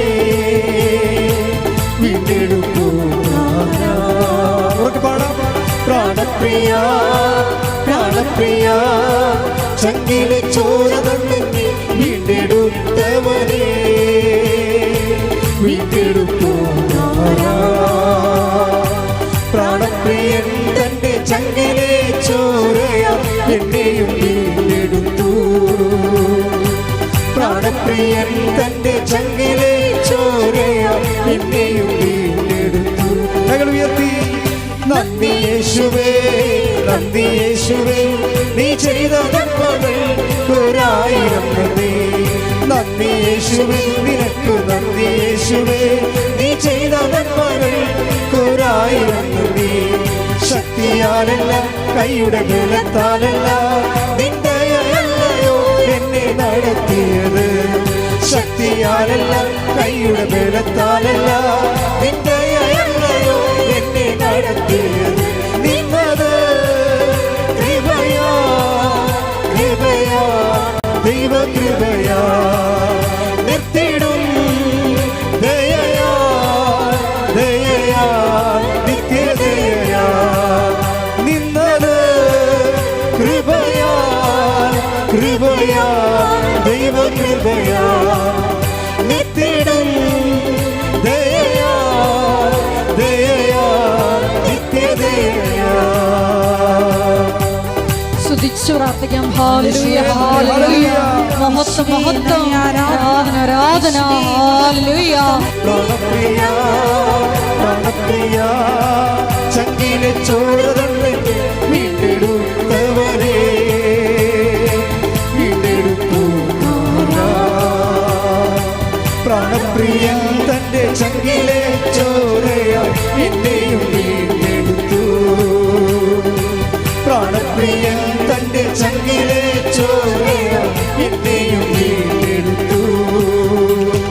നന്ദി യേശുവേ, നന്ദി യേശുവേ, നീ ചെയ്ത നന്മകൾക്കൊരായിരം നന്ദി. ശക്തിയാലല്ല, കൈയുടെ ബലത്താലല്ല, നിന്ദയല്ലയോ എന്നെ നടത്തിയത്.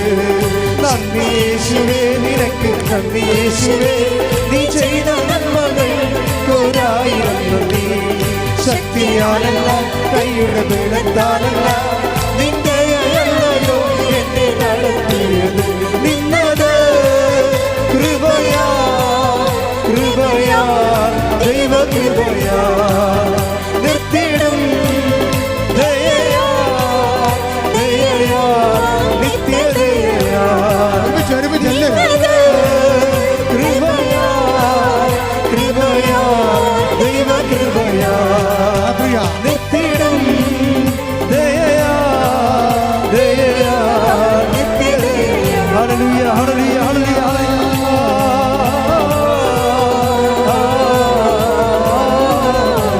എല്ലാവരും ആകാശത്തോടെ, ആകാശത്തോടെ പ്രാണപ്രിയ,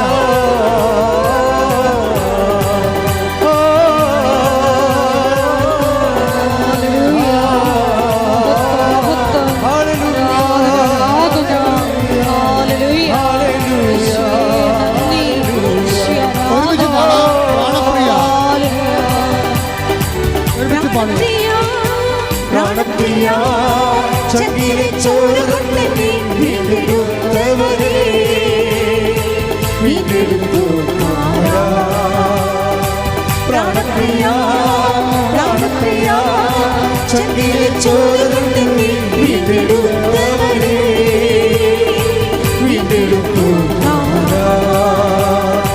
പ്രാണപ്രിയൻ തന്റെ ചങ്കിലെ ചോരയ എന്നെയും വീണ്ടെടുത്തു. പ്രാണപ്രിയൻ തന്റെ ചങ്കിലെ ചോരയ എന്നെയും വീണ്ടെടുത്തു. നന്ദി യേശുവേ, നന്ദി യേശുവേ, നീ ചെയ്ത നന്മകൾക്കൊരായിരം നന്ദി. നന്ദി യേശുവേ, നിനക്ക് നന്ദി യേശുവേ, നീ ചെയ്ത നന്മകൾക്കൊരായിരം നന്ദി. ശക്തിയാലല്ല, കൈയുടെ ബലത്താലല്ല, നിന്ദയല്ലയോ എന്നെ നടത്തിയത്. ശക്തിയാലല്ല, കൈയുടെ ബലത്താലല്ല, നിന്ദയല്ലയോ എന്നെ നടത്തിയത്. നിന്നത് കൃപയാ, കൃപയാ, ദൈവകൃപയാ, നിർത്തിടും ദയയാ, ദയയാ, നിത്യദയ.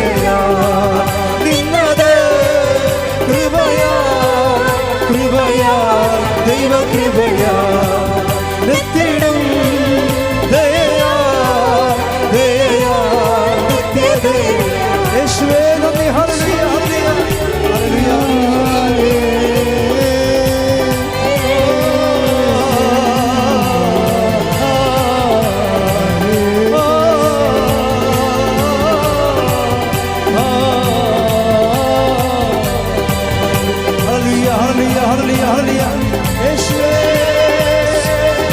കർത്താവേ, നിന്റെ ഉന്നതമായ നാമത്തിൽ സ്വതന്ത്രത്തിന്റെ കർത്താവേ, കർത്താവേ, നിന്റെ വിശുദ്ധ പൗരോഹിത്യത്തെ മഹത്വപ്പെടുത്തണമേ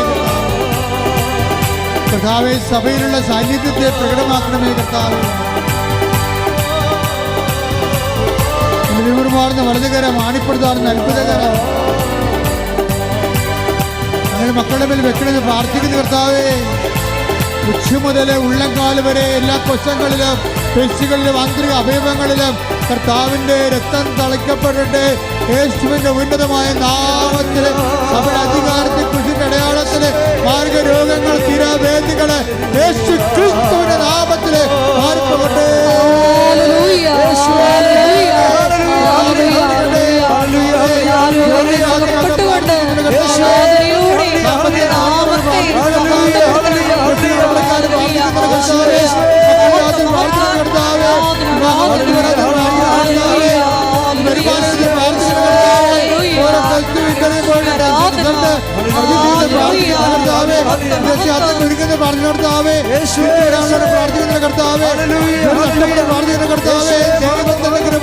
ജയിലകപ്പെട്ട മക്കള്, ജയിലിലേക്ക് പോകുന്ന മക്കള്, കോടതി കേസിരിക്കുന്ന മക്കളെ എല്ലാം കർത്താവിന്റെ വിശുദ്ധ രക്തത്താൽ കർത്താവിന്റെ ഉന്നതമായ നാമത്തില് മാർഗദോഷങ്ങള്, തിരവേദികള്, ദുരിതങ്ങള്, തടസ്സങ്ങള് മാറിപ്പോകട്ടെ. ശുദ്ധിക്കട്ടെ, ശുദ്ധിക്കട്ടെ.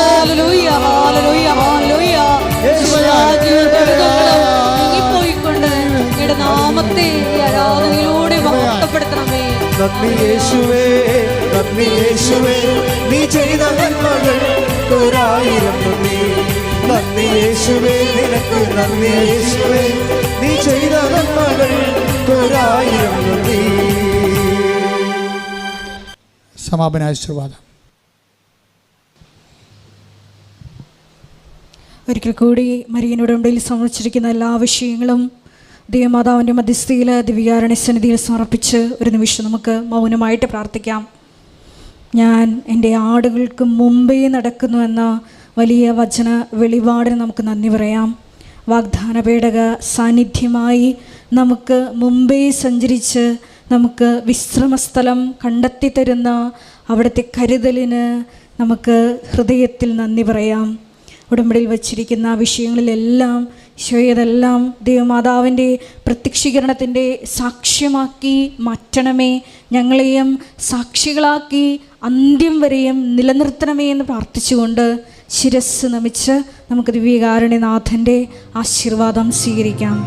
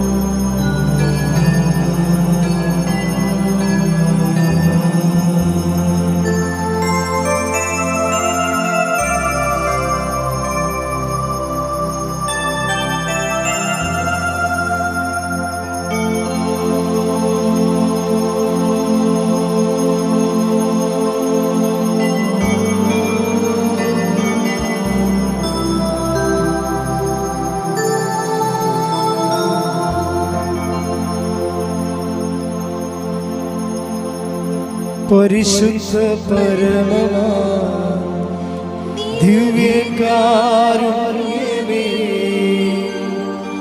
ഇന്നുമെന്നും അങ്ങേക്ക് ആരാധന. പരിശുദ്ധ പരമമാ ദിവ്യകാരുണ്യമേ, ഇന്നുമെന്നും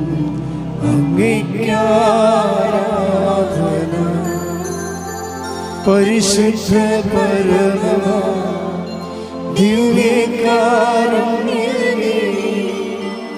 എന്നുമെന്നും അങ്ങേക്ക് ആരാധന.